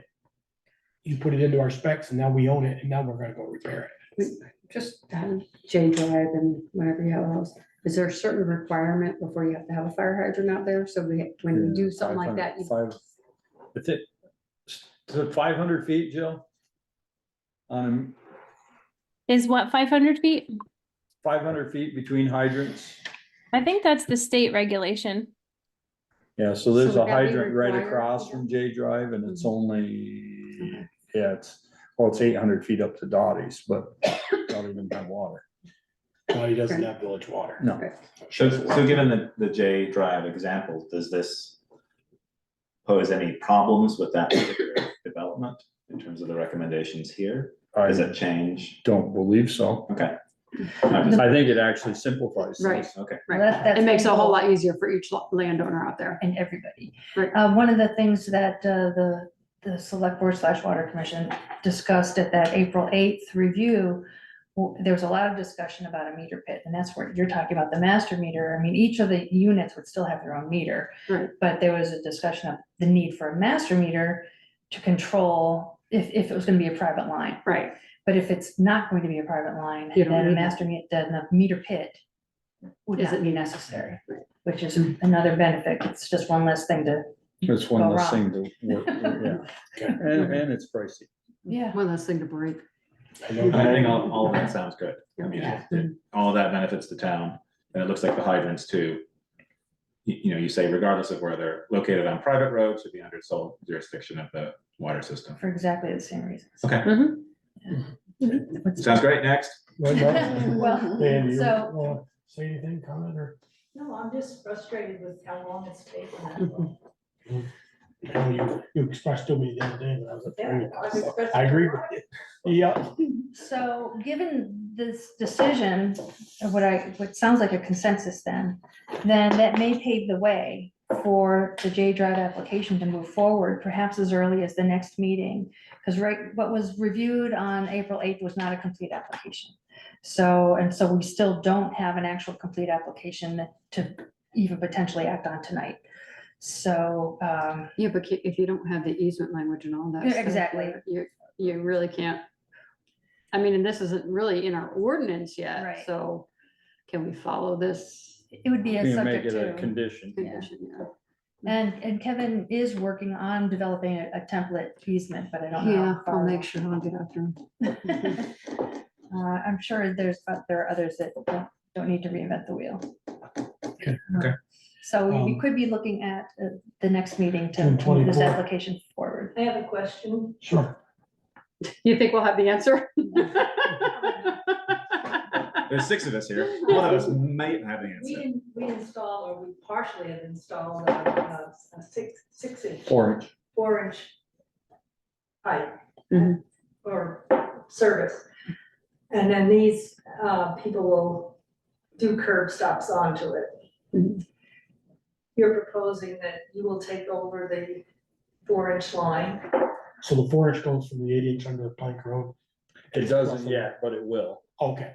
I'm Yeah, just- it isn't connected yet because So it's not in yet? So, yeah, what we're proposing is that once it's into the town specifications, that the town would own everything and maintain everything, including to the curb stop. And then from the curb stop to the house would be the homeowner's so responsibility. I'm giving the town the water, so a couple customers, Yes, right? yes. And Customers. paying for the material, putting it in the ground to our specs, and Excuse then paying for the material to put it in the ground and everything, the digging, the cost, all that's That's all on on the board on you developer. guys, and then it's turned over to the town. That's our responsibility. Yeah, and then once you put it in the ground to our specs, approved by our water operators, witness it, and then they give the blessing, then any leaks from that point on, or we dig it back up My inside. next question is, when actually are the people going to be able to turn their faucets on. If we approve When it. can we turn you on? You don't have a tap. I'm just gonna say, yeah, once we give permission on the 24th with a complete application, check me if I'm wrong, group. So far, so good. We stamp it and say, yeah, you can dig, and then you put it in, get a hold of B-Tums, they come in, schedule it.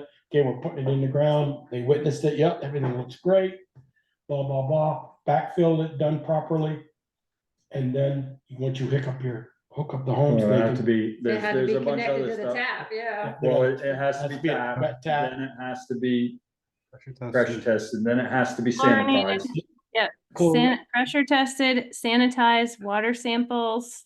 That can't be live to any homes until it passes the pressure test, the Yep. chlorination, the clearing of the chlorination and clean water tests. And then at that point, if it passes all of those, that's when that can be live. But as far as like putting the tap into the 8-inch main, the preliminary letter that was written for the approval already has lots of details on just making sure that whoever is doing that tap has got appropriate licensure to be doing that, it's scheduled ahead of time, that we can witness that, make sure that it's tight, that it's not leaking, that there's a valve there, all the fun stuff. I'm guessing it'll probably be, Mike, McDougal. Yep, he's very good at it. Yep. Great. So, do I have a date certain for you? Probably not, but I would say if, 2 weeks if from we, now, tonight, we're gonna approve. if we approve it next meeting. And once it'll probably be a week after the tap's done. In order to get all the that done. testing and everything done. Jill, he's asking that question. Uh, Did you- That a week? I know I did one in Middlebury, and Well, it was 3 or 4 days between the testing and the clearing the chlorination and getting the test back. so basically you don't do coliform samples on a Friday, right? So you have to think about your planning and your flushing. You've got to have a way to flush it. You've got to have a way to chlorinate it. And yeah, it's several days because your pressure test is several hours. And then you're chlorinating for 24 hours, then you're flushing. Once there's no residual, then you take, or a low residual, under like 2 parts per million is when you take your coliform tests. Those go to the lab. That's a 24-hour special coliform sample. Those are paid for by the developer. And then that they're reported on the water system, just so you know. It's all interrelated, but those come back the following day, generally speaking. So if those get there at like noon or 2 o'clock on like a Tuesday or a Wednesday, we know by the end of the day, the very following day, if they passed. So if those passed and everything's everything's not leaking and it's ready to go, that's when the water can be live to this houses.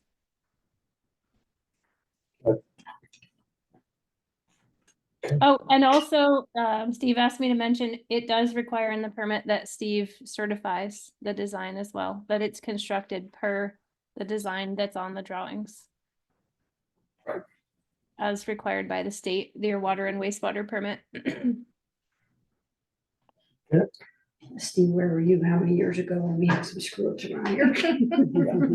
There's lots of details with water because it's if it's not done right, people can get sick, and that's really what it comes down to for us, is just making sure that it's not leaking and that it's a tight system so that nobody's getting bacteria in their water and getting sick. Alrighty, so Does that answer? I hope that your question? probably doesn't answer your question. Oh, I'm really confused, but okay. So I'm asking about the application. Is there an application that I have to complete? I emailed it to you this afternoon and I copied Kevin and Steve and Jill. This Steve and this This- Jill. And the other Steve. There's Steve Palmer. No, no, my well, brother. yeah. Brother And Steve. Yeah, I knew which 2 Steves you were talking. I was just, Yeah. I knew it was this Steve and Jill. Yeah. So, And I'll so your team has the information. Yeah, and I'll just say out loud that pressure testing and that back T testing and everything, it's the entire water main, we'll call it a distribution line, all the way to the curbs. That's the area that needs to be pressure tested and back T tested as well, and flushed with chlorine so that we know there's no bacteria in there. Yeah, I know, McDougal will do all that as well. The pressure test and the chlorinating and all that. He's always done it for us in the past. Perfect. Easy peasy then. He's a pro at that stuff, so that's great. Yeah. Okay, Get over. okay, Okay. so I'd love to tell you. You're more. moving forward. You're moving forward. You know how long I've been working on this? Yeah, Oh, okay, thank you. you're No, welcome, Dan. thanks. Okay. What would you like to discuss next? Back to the budget. Well, just, yeah, quickly on the budgets, because the water, well, the sewer might be more complete than the water. The water still has some variables that we're working through. So I guess maybe going to the sewer would be, Let's do the sewer then. all right, Get the new. Like easy- you're talking about a low status hanging fruit report or off the the- actual budget? budget. Let me share screen here.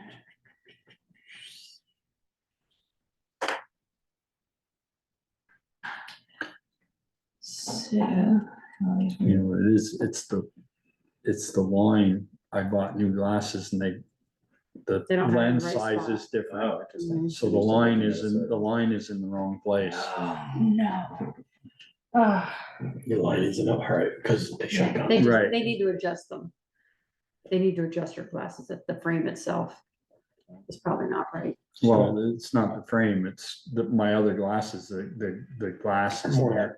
narrower. Narrower like this. So instead of- So the Yeah. bifocal's further up. Usually you have 30 days. Take 'em I was back. gonna say, they should have When we go. measured that when I they know. did it. Peak.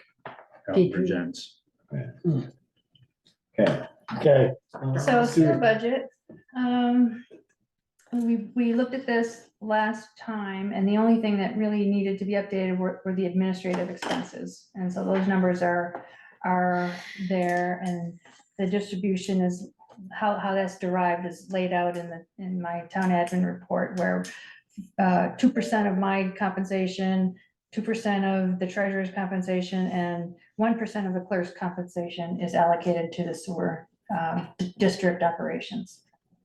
So that's where those numbers come I from. have a question on the upper lines, the interest and whatever. Do we ever get interest and penalties? Because I've never seen us Apparently not. have anything. I was like, so why do we have that line in there? I mean, do we ever charge interest on late payments? I believe so. But you can't tell me everybody pays on time.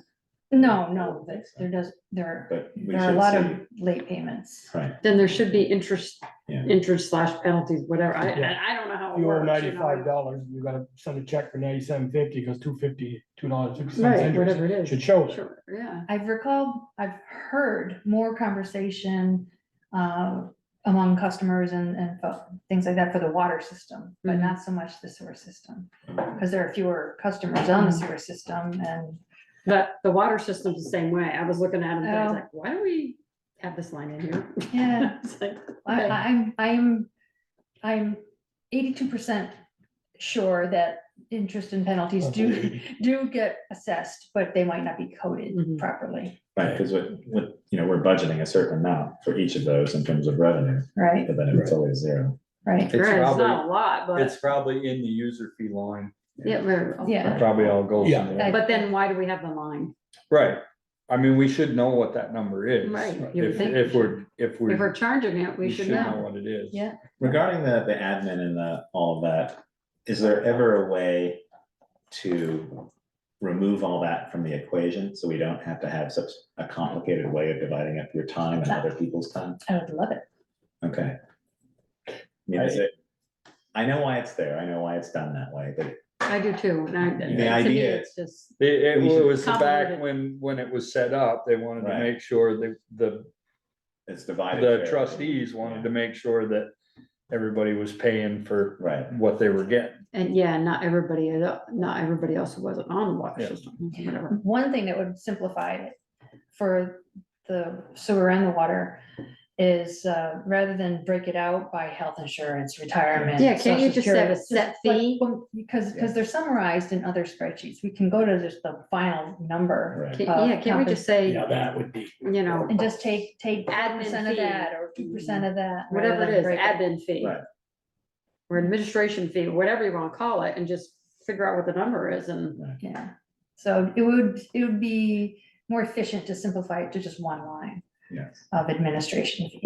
Would you use the same calculation or would you change? Well, I mean, I wanna- that's an open question. Right. I mean, we're trying to simplify, Right, so then, regardless of the line. item, If we you know, flat we're- rated it, it comes Yes. out of the, Right. Yeah, exactly. Seems like, I mean, that's not a discussion. We can maybe look at that for the next season. because But you can see from the formula up here that I had to go and do the Right, I know. calculation to several Yeah. different lines in the. For it's like- me, I would just say a flat rate. Oh, yeah. You know, whatever it is, and. yeah, and then if, We can look at as it. salaries go up, we just bump. right, Just exactly. right. Add a percentage on each year if Yeah, whatever it is, yeah. okay, all right. Although the variable is that health insurance does. Jump. Yeah, is quite. But not- we have, unpredictable. we're paying it anyway, and Right. and everybody is a Yeah. rate payer. Right. Yeah, do you run the risk of a, Well, not, Not everybody, not no. everybody. I mean, I know why they're trying to do this, because they're trying to get the percentage Yeah. for the people who are on the water Right. district versus those who are not, so. But it's not enough, it's I know peanut, it's peanuts in the grand well, scheme. so of let's things. add that to our, So if we terms of make it a ours. flat rate Yeah. with a, So. A what's- percentage increase or whatever Yeah. every year, yeah. that covers it. Yeah. So this looks pretty good. I mean, so we've got a 2.1 in terms of our revenues. And obviously for the expenses, any other, What's the total budget up? It's 2.1. 2.1. yeah, I guess I just want to note that 49,445 per Sharon this morning does reflect all 12 billing periods, so you're actually short 2.23%. So you might, yeah, just want to. what's the reason for that? Yeah, why? Because you're assuming that the user rates are assuming that people are using the same amount that they used in the past, and flows aren't necessarily higher. So this is again, your sewer rates are based on flow. They're not based on an equivalent unit. So when people use less sewer, they use less water, they have less water flow going to sewer, they get a smaller bill. And that doesn't change the cost of the sewer system. So you kind of have like an error again to your billing structure because you're not actually billing your budget. Because people at times are underusing the flow that you had planned for. So, How do you account for that? So can we change that calculation then? So we can actually, Is that side laughing in the background? Yeah. he's coughing Gagging. terribly. I know, he's like, oh God, another one. You can do as you wish. It's just like, because your two rate structures for water and sewer are dependent on use and they're not fixed. There's no fixed portion per se of your billing structure. You don't get all of your income necessarily if people conserve, which we want people to conserve, but we can't afford to keep not billing out all of the proposed fees. So it just basically to get to 51,780, you would actually need to do 2.7 or 4.7, I think. so that 2.3% is really costing us. What am I trying to say here? The budget, if we'd taken in $50,500, which we budgeted. Yep. We wouldn't have a 2.1%, we might have a 3.5% budget rate increase. I Is that what think you're that's saying, about- Joe? I No, think it'd be that's the about other way right. Or the other way around? We have less of an issue. Yeah, Well, so you're maybe right. that's- I'm seeing what you're saying, because the 2.4% is an increase on the budget of 5572, but the income was 49,445, and that's not budgeting for actual, it's budgeting for budget. Okay. You'd have to So divide maybe- it by actual in order to get that percentage correct. The actual percentage of. So maybe we need to look at flat rate going forward. This would be for the next budget cycle, is to look at that and see what the potential for What do you mean that by is. flat rate? you can't because it's based on Water flows. water flows. But we have the choice though to change how we bill. But then we also are looking at changing for BOD, we're looking Yeah. at, you know, so I think we're close enough so that we're not in trouble. Right. And I don't know what was our actual expenses? Are we over? or are we, no, we still got $1,000. We're golden. Okay. 1,000 that we didn't spend. That we haven't spent yet. but we I got don't- another- we're not at the end of we got June 3 yet. weeks left. Yeah, No, but I mean, it's so tight every year, and the idea Yeah. is that we're trying to maintain the system, and it's like, we're scraping by the Well- skin of our teeth. Well, we're gonna have to increase it in order to Right. make up, we're gonna have to increase something in order to make up for that fluctuation somewhere. Yes. Well, we have the bond going off that we put the money into, Yeah, we could that lower we, that. that we put the Right. money into there, so we're, Don't screw with that. Yeah. no, I'm not saying, but what I'm saying is the money is there, it's not. I understand that, but Well, how does Virginia's don't they have a flat rate, I think? Or maybe that was just for water, but I thought Sharon had said that They Virginia. have a flat rate up to, Oh, if you right, go it's to not- Florida and you don't use any Yes, it's water, not the you ERU. pay a flat rate because you Yes. pay for the entire That's system. right, but it's Right, right. usage, And okay. I'm gonna ask that question, what we wanna do with the water with, if nobody used any, and if a business closed down here, let's say, God forbid, I hope that none of them close. But if some of the users just said, you know what, I didn't use any water the year, so they get no sewer bill. Correct. So should we go like we wanna do with the water? You gotta at least pay Yeah, yeah. something Yeah. to be hooked up, so to Yes. speak. Yes, absolutely.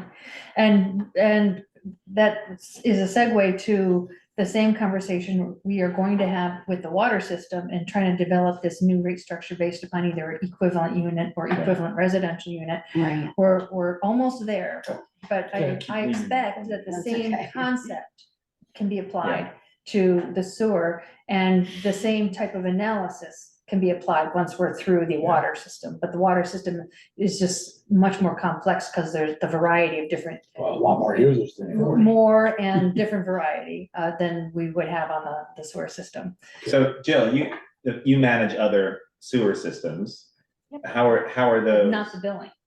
Oh, okay. Yeah. So Yeah, you- but I know don't how they're billed. Yeah, so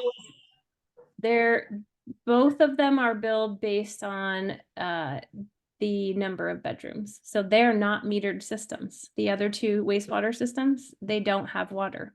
Well, one of them has water, but they don't meter it. So it's just based on what their connection is and what the costs of the system are, and then everything just gets divided and applied as such. Yeah.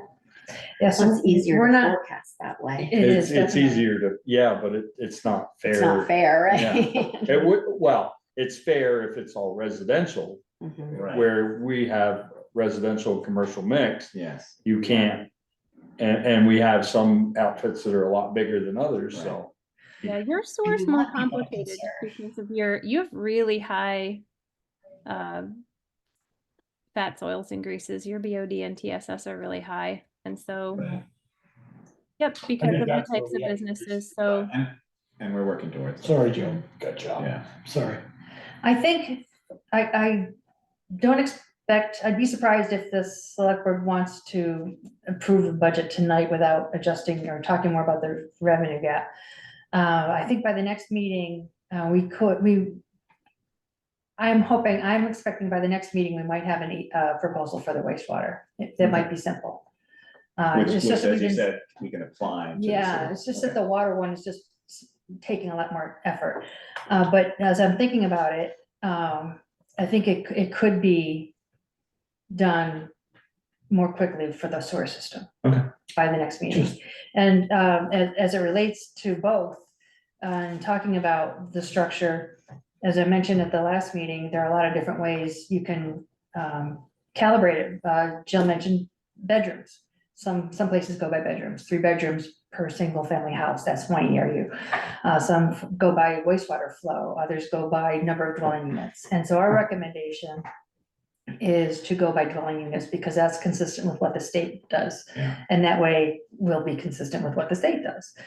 But for dwelling units, it's pretty straightforward to calculate. And we're starting to do that. We're in the process right now of trying to calculate exactly how many dwellings or equivalent dwellings there actually are in the water system. And then see what that amounts to per unit. monetarily, we know what our fixed costs are, so if we Right. divide those, EUs or ERUs by what we know our fixed costs, then we can kind of come up with a baseline. Right. But But we're is- not quite there yet. But does it guard against a moral hazard of like, you just turn the water on, like, so there is some usage, right? Like Oh, there's yeah, a there- flat there would be fee, but two then if you tiers. go over, okay. Yeah. For example, the flat fee would apply for those properties that have the water turned off for the season, Mhm, and they go to Florida. mhm. For those 4 months that they're not using water, they should still pay that base fee for Okay. the privilege of continuing to be connected to the water And- system. I was trying to understand the So- ERU. Go ahead. No, go ahead. Joel brought up last meeting, if you have a service, like you have a service put into your property and a curb stop, even though you're not using it, you have access to the water, you should pay that. Mhm. the- Even though there's not a house connected to it. You should pay that debt service. Yeah, like I brought up an example, we own a piece of property, the bank does, the old car wash property in Brandon, it's been down 15 years now on the ground. We have a curb stop there and we get a bill every quarter Mhm. for $75, $80 every Mhm. quarter, we pay it. Cause if you get hooked on it, it's not our fault, you're not hooking up to it. It's, Right, right. You're paying for all the usage, not the usage, The you're paying the for the capital. Debt service. the capital. Capital improvement. And I think that's. So what's the gonna happen. ERUs, when you have an apartment, say there's 5 apartments in one building, is that 5? That'd be 5. That is ERU. 5. Okay, that's what I was, when I was reading it, I was trying to Yeah. figure, I was trying to understand if that was truly the case or if it was that whole building was just one. Right. Right now, it's just one. That's where, Right, yeah, we're gonna right. change that. I would think, so if we decide to go with the state model, which I think, I talked about that last week, is there a way for us, as we move towards that, to confirm that we're doing the right thing? Right. Well, that's why I want to run scenarios. Okay, I want to, once we have all the information, because there are some properties, we know there's multi-residents in it, but I don't know how many units there are, or it's an office and some number of units, don't know how many exactly. And then there's, how do you translate that? I think there's a formula, but I haven't understood it yet. How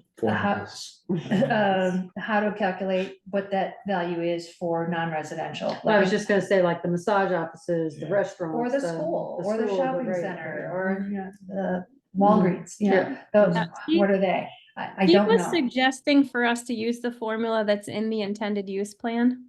Right. Right, That way, I haven't. Our Figured it ERUs out. are equivalent to their ERUs, and therefore we just everything is just super straightforward.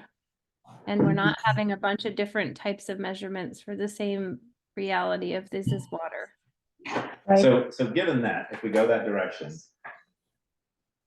in theory, when we move to our next phase of our project, and they run the calculations again to see if we get 50% loan forgiveness, we should have identical ERU measurements, correct, or numbers? Because that was the big thing for the past one, Yeah. but I They just had want, more. I just, right. And so I guess if we know what they calculated it as before, and I guess we can compare that and make sure that it's the same thing. Right. I hate to put all this work into this and then have them run that. and Change the say, rules again? They change the Well, rules? right, that's one possibility, but to have them come back and say, oh, that our numbers don't match, even though we followed. the same You've got formula. 700 and we only have 695. Right, Well, yeah, let me see if I can Well, find. I mean, to me, the trailer park is over here, is a perfect example.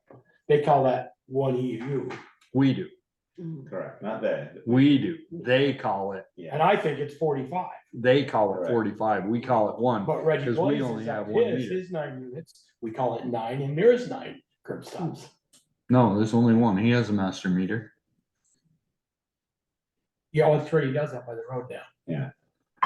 I think, and That's when- and if we had set this up originally in a fashion that calculated the ERU correctly, these areas would be correctly noted as multiple versus one. because it used to be at KTP was Everybody had their own. everybody got a meter, and then let's say, okay, we said to the trust, you're 2,000 gallons, you use 2,000 gallons more than we added all up. So they only paid the $2,000 difference. Used to be, years ago, they used to pay the difference. They'd read the master meter and then read all the meters inside and calculate, okay, because of all the leaks, you had 2,000 gallons of leaks or 5,000 gallons of leaks. Ever since that meter has been put in, ever since the master meter has been put in, whoever owned the trailer park has paid the whole bill and billed their residents. we have not read a meter in that park since the master meter was I thought put they in. did, Peter, but maybe I'm wrong, but I thought they did. But yeah, as long as we have the state formula, Yeah. Well, we can start our calculations. well, let me indulge me for a moment. Is this the Schedule C? The No, infamous Schedule C? I don't know what that is, but, That's the one where they're like, if you just would have used this, you would have understood our calculations. okay. So this is where I've gotten so far. So this lists, I think I've scrolled through this quickly the last time, that there's 700 accounts listed here. And some of the descriptions tell us like number of bedrooms, we were looking at that, and number of dwelling units. So I went through and I did one or I tried to list all the ones that I knew that were obvious, like 7 units, 3 apartments. So I went through and I listed as many as I could find. And there are a lot of gaps. Most of the commercial ones are gaps, and some properties I just didn't know. But of those, that totals 733, Right. just those. But the state says we have 695. Mhm. So I don't know, and this is without all the other stuff. So So, what, I'm gonna ask a stupid question, but I have my house. That's a ERU, and I have an Airbnb. Is that another one? that's a good Yeah. question. I think it's supposed. You have an to be. Airbnb within your house? Yeah. Oh, within your house. Yeah. not Could it be separate. rented as a separate unit? Well, dwelling it would unit? all depend on how we calculated the area, and that's the big question. Or define it, Right. right? Yeah, what's a dwelling unit? Yeah, And- Because I don't live there. right. You can come and But stay you could there. rent it out Right. as an apartment though. That's what I'm saying, Yeah. yeah. You got Well, I don't know, well, there one or again, two curb stops. and some, This is a public hearing, don't give away too much information. No, no. some Airbnbs have all the amenities. Right. And some are just a bedroom. Right. Right, well, True. right. So, Yeah, that adds even more complication. That's more like, that's more like a B and B. so just to quickly go back to this, using I touched on this last time too, that we know what the debt service is. And so taking that fixed cost plus the other operating fixed costs total, and using the state 695. So dividing our budget by 695 came out to $564 per ERU. But if I applied that formula to Bristol with just these numbers, it adds up to that. When we know that the water budget is not even close to that, it's, well, almost close to that, but it's less than that. Good. So the ERU value is going to be far less than that per ERU. It might turn out to be something like, as Jill suggested, like maybe $90 or whatever.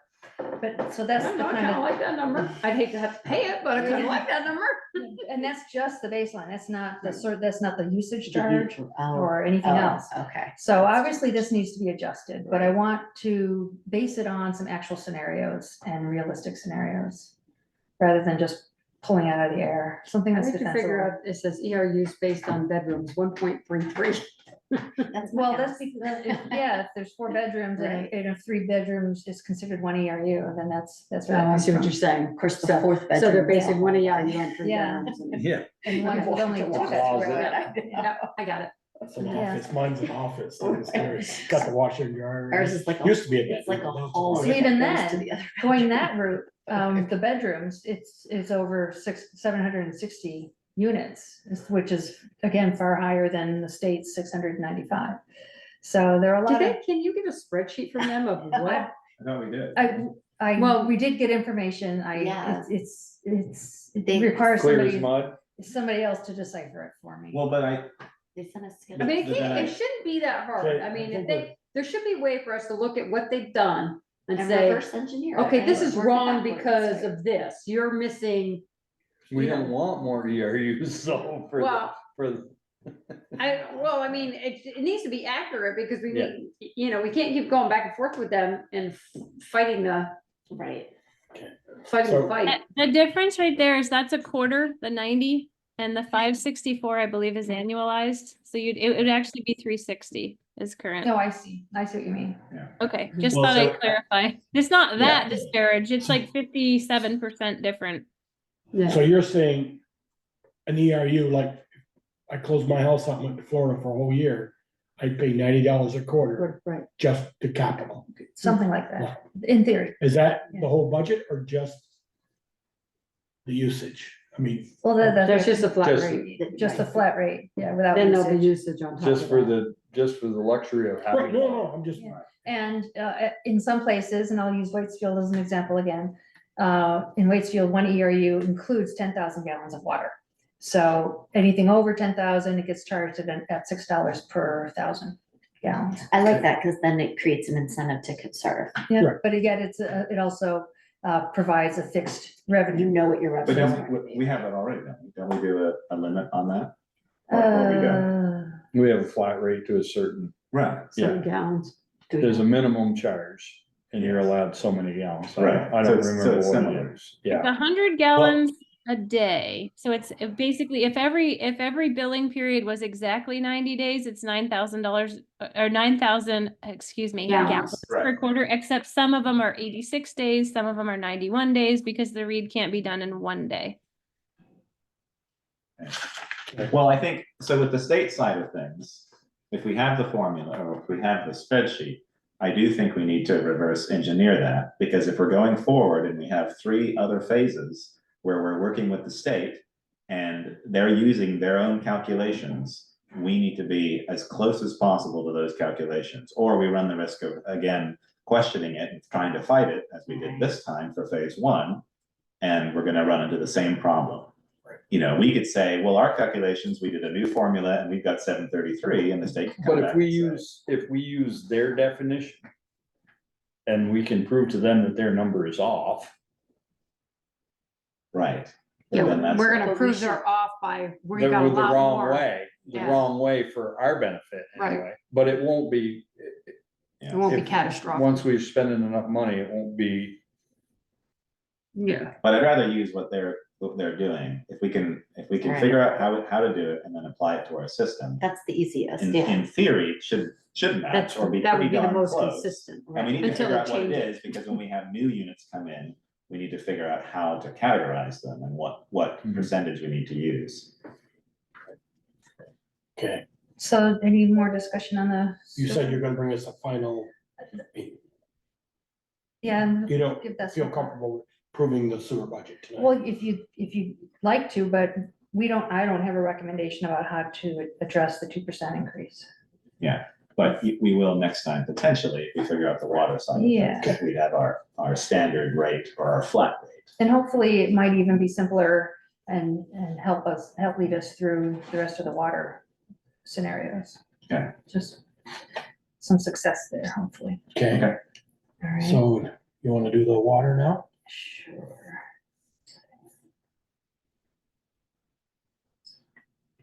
Close out some of that here. I'm gonna ask a question while you're, because I was looking at the budget status report. I see we haven't gotten our Sugarwoods revenue yet, I noticed that. unless it went into some other line item, like the miscellaneous revenue. Possible. Did we find out where our, Undesignated. surpluses is? at? I studied both audits, the most recent audits, and I did all kinds of word searches. There's nothing in there about undesignated funds for the water system. So the auditors are gonna be here later this month, and also after Justin comes back. I want to ask him to look at the bank statements and see what they reveal, what kind of balances they show, and see if he can help also unravel this question. Yeah, cause it's really gonna suck if that $1 million we got all belongs to the water, well, it's not gonna suck for the water. Water department, yeah. It's gonna Yeah. suck for the rest of it. Because it clearly has to be somewhere. So Yeah, What in the is general sugar? fund. I really don't think it's in the It's, general. we our per water. tap, Don Gale pays us per Per tap tap. for the waterworks up in Lincoln that we. We Oh. own land way up 100 and some odd acres. Oh, okay. The old water reservoir, well, reservoir. Basically, he Intake uses where it the from us. water used to come from. Okay. Per tap of trees. Yes. Yeah, Not per we tap try, of- we try to hopefully have enough of that to pay for the taxes. And so here we have water, and as Jill had pointed out earlier, it's over 14% increase largely due to the new debt service. Mhm. So, So what does that put the rate, the water rate to? well, that's a question. So- Can I ask a question while you're on that? Yeah. Okay, good. I'm glad you put not sure what this works. Yeah. That was a question I had. And then if you go down, like this year's budget says capital improvements, we spent almost $78,000 in capital equipment for $3850. Do you know what those were for? I'm sure we talked about this, but I don't. Yeah. Let's see. Capital. So, That's not that you spent, you just did, you lent to, the lane across from the highway department, and the rest of that is Boston just, Lane, 30,000. That's what the 70, that's part of the 77, that's the Yeah. loan. that's okay. just the loan, and then the savings put over into the account this year. There wasn't 81,762 spent in capital this year. right. And actually, the. How much was? We know that. The 77,892, that was for, well, Lawson Lane, but also for the connection to serve Bristol Works. And we got reimbursed for that. So there should be an offsetting revenue on that, but it should be coming out of the capital fund and not the operating budget. So that needs to be moved. How come we're showing 81 there and you're saying 77? Well, no, this is, Yeah. Where'd you get? well, this? because that's the third, it includes the equipment capital. Yeah, because there's 77 they're separate. plus 3. Plus 30, Yeah. 3850. Okay, And there should not be two separate lines. Yeah. It should just be one line. okay, So And then- that 81 combines those two numbers. gotcha. And the water system charge of 6689, it's a wording thing. It's like, what is that? Where are you? It's just up from that, bottom of the first page. Okay, yeah, water Easy system water fee. system. Yes, I looked up that too. Glad we're on the same page. Yeah. There were 4 payments to the state for our water system permit operating fees. Okay, so those are permitting fees. Right, and some of these just don't make sense. One says credit card, one says, 3 of them are state of Vermont, and one of them is, so there's 5 entries, and one of them is to the state treasurer. So I'd like to get more information about that So too. the water system fee, Jill, is that the one you said last time is based on the usage? And that's why we're up, because we're pumping so much water in the ground? Based on, so the state of Vermont is charging you for making water by the gallon. Of course they are. We're not making it. Mother Nature made it. They're charging you money. We're It's just- another tax. We're just pumping it. Tax number 567 is the Just like water they have to get production theirs. fee by the state of Vermont. Yes, they charge you I love money 'em. for you making water for your water system by the gallon. Gotta love Valerie, can you- So for our rents, we're budgeting 339,900, but our actuals are way below that. We're missing one, right? That's not Yeah, there's Where one you- more. one more water quarter. rents. Oh, Yeah. water rents. This yeah. represents only 3/4 of them. Okay. Yeah. And did we find out if it's accrual or? It's a combination. That some things are accrual and some things are not. Oh my God, can we get to one way or the other? Alright, we need. It's largely accrual though. Can we make it all one way or We can't the say it's other? largely, we need to have like the Yeah, Well, definitive answer. apparently the water system and sewer systems are accrual, but other municipal aspects of the account are not. I don't know the answer, and I could not get a clear response. So I don't know. Who are you asking? That was, Sharon, probably. yeah, but I'd like to have more conversation with the treasurer. Yeah, Yeah, we need to figure So- that out. So I took the 294, we've actually took in $294,162. Divided by 3 and times every 4, and that comes up to 392. What we're 232. budgeted for. Right. So we expect to sell the same amount of water at the same rate. Or in the next couple of weeks' readings, will push us to close to 392. Am I looking at it wrong or? 390. That's the proposed budget. We only need 342, 343 for last year. right, 343 for last I year. remember seeing 343. Oh, In the 343. Budget, 23, 23, 24. I just took the budget. 296 and she said it was Yeah. 3 weeks, not 4, so just for Yeah. easy figuring. So is the 392 budgeted or what we expect to take That's in? what we're budgeting for next Right, year. but Right. is it budget for improvements or that's what I'm asking. Do we really need 392 to make a 14% increase? You You do if you want- wanna pay the new bill. Yeah. You gotta pay debt. your new bond and still put money into your capital improvements fund, then you would need to. If you don't wanna put money into your capital improvements fund and not have any money saved up for emergencies, then you wouldn't necessarily need a rate increase, but you'd have no money, very little money in savings. Okay, so 342, what we budgeted last year, and if we have a read here in 2 weeks or 3 weeks, and it comes in close to the 392, No, no, We no, gotta no, keep- you're not looking, you're looking at revenues. yeah, you take But that divided by 3 and That's times it by not 4. revenue. That was the wrapping of the cells. Revenues are way up here. They're 245 252, quarters. 578, divided by 3, times it by 4 is So $336,000. we're gonna be short from our budget. We're still gonna be short we budgeted 392 next Yeah. year. We So No, budgeted, we budgeted Three. 342 this And we were, current year. okay, I'm sorry, we're $6,000 short in water. That's hoping they fill swimming pools in May and June and we get a little money. Yes. Okay, Valerie, would you do me a small favor and just for my, see where it says miscellaneous revenue, Mhm. $100? Yeah. Put that at $50,000 50,000? or $25,000, Over here, 25,000? right there, just for discussion only. You giving us a private? No. Okay, that raised Raise us another Revenue. 7%. okay, I don't understand that, but the revenue went up, but what's the budget line? What's the budget going down? What's the increase in the budget? Nothing. No, nothing. Nothing. Okay, It's probably not my calculated. thought was, to Peter's question, is there $40,000 or $50,000 in the undesignated fund balance out there floating around that's really belongs to the water department? Right. That's what I was going. So what you're, Right. you're looking to do is not raise the rates to 14.4%.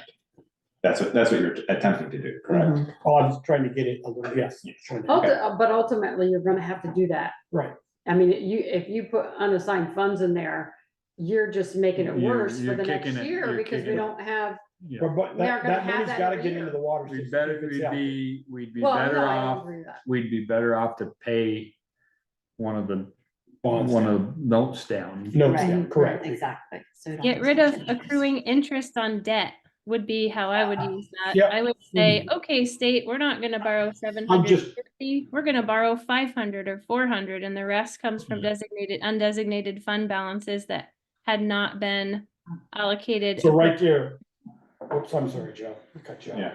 But right there where Valerie's got it highlighted, $111,699 there. Yeah. Mhm. You could say, we're gonna put, if we have revenue, we could say we could put half of that undesignated fund to that line. Okay, I mean, Well, you would take it way is that, down. the other way in terms of revenue is that you do a blending over the year. You're increasing the rates a smaller amount. You're Yeah. using some of the unassigned funds Offset and the you rest. offset it, Mhm. whatever. Well, you don't, Where would you they never intersect? use unassigned funds to do operating expenses. You always use it for either capital improvements or, Okay. because otherwise you're setting yourself up for, Because that's what's gonna happen. Well, Well, Well, you're easing in and easing out, right? But I understand. I mean, you could do it that way, but it eventually has to come from somewhere. But paying down what the debt is the best. That's Yes. right, yeah. Valerie, Yeah. can I see a couple more? And that 111 21, potentially goes to 22, 23. goes to 50,000, let's say, if we had that much in unassigned.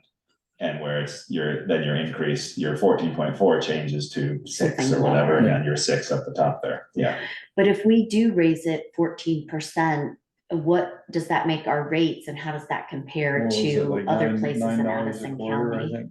Was that what you said, Joel? I guess what I'm trying to figure I out, didn't since have this is that. my first year, is like, are we already with super low rates and raising it 14% would be average? Or is raising it 14% going to like move us into the most expensive water in No. the county? We're one of the cheapest water districts around. Well, part of it, But- the price per gallon is about the same, Mhm. but it's that initial calculation, our standard The flat fee, rate. the flat rate, that's where it differs. Like Middlebury is much more expensive than Bristol is. So if we And that's partly introduced, because of the REU calculation that hasn't been correct for all these years. so if we introduce the flat rate and point to the fact that we're now going to be in compliance with the state, that would then take care of the budget problem, or we would still need Next to year. increase? We're not prepared to do it this year. Okay, Valerie, can I see what we? It's a combination of 2021? things, I unfortunately. see the 258. We're not, We- Revenue.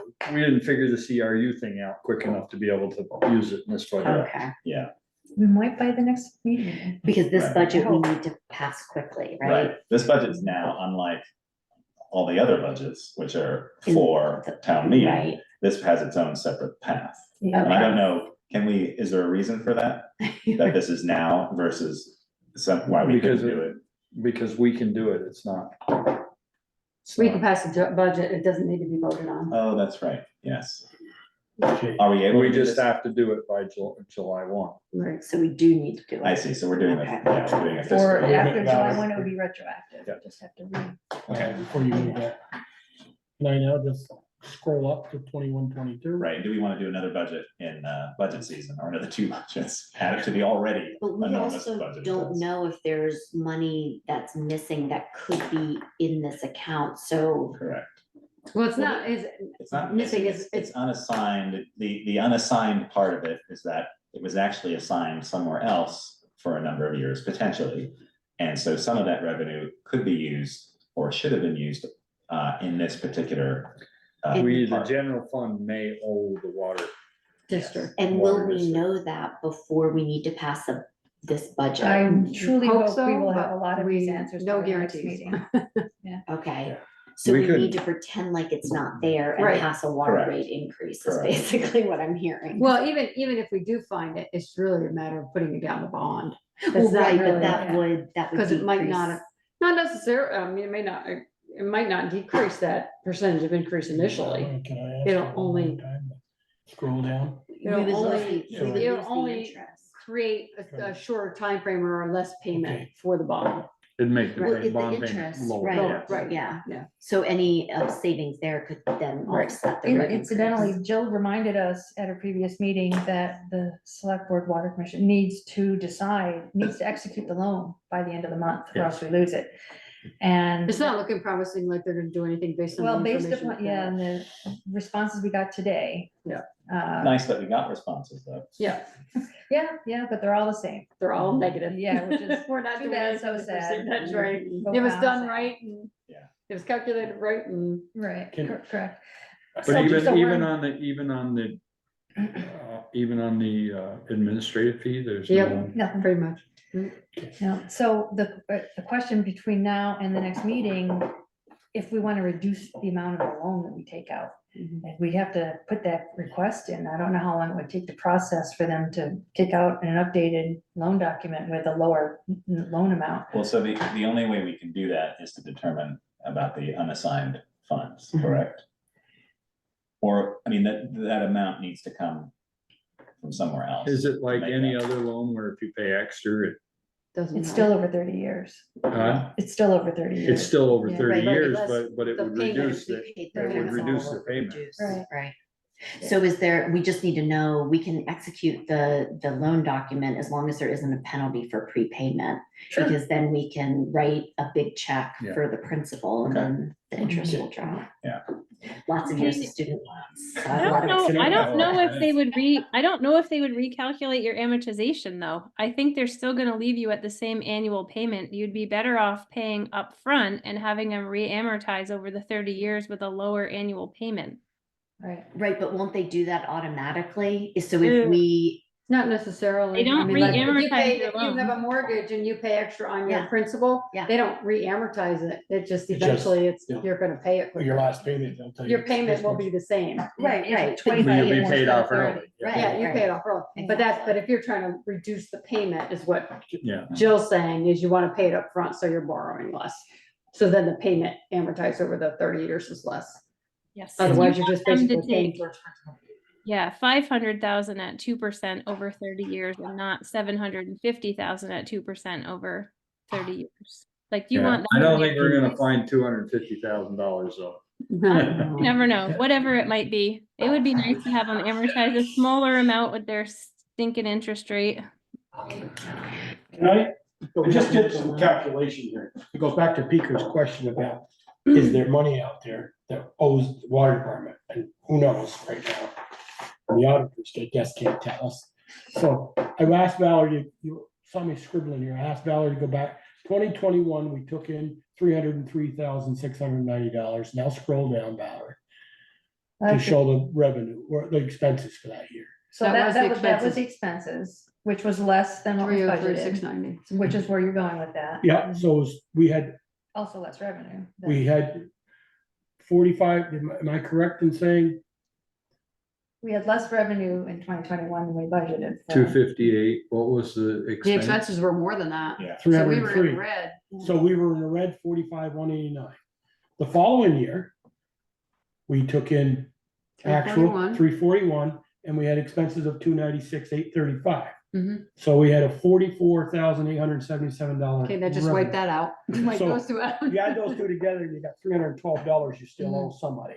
Mhm. Okay, but 23, 22, 23, we have revenue of 342. Actually came in good. 342, 282, 281, and we had expenses of $300,993 42. or 41,788.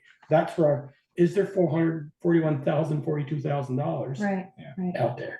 I mean, we could pay the one they wanted us to roll in, we could pay that. We could, well, we can't hold it out and then pay it.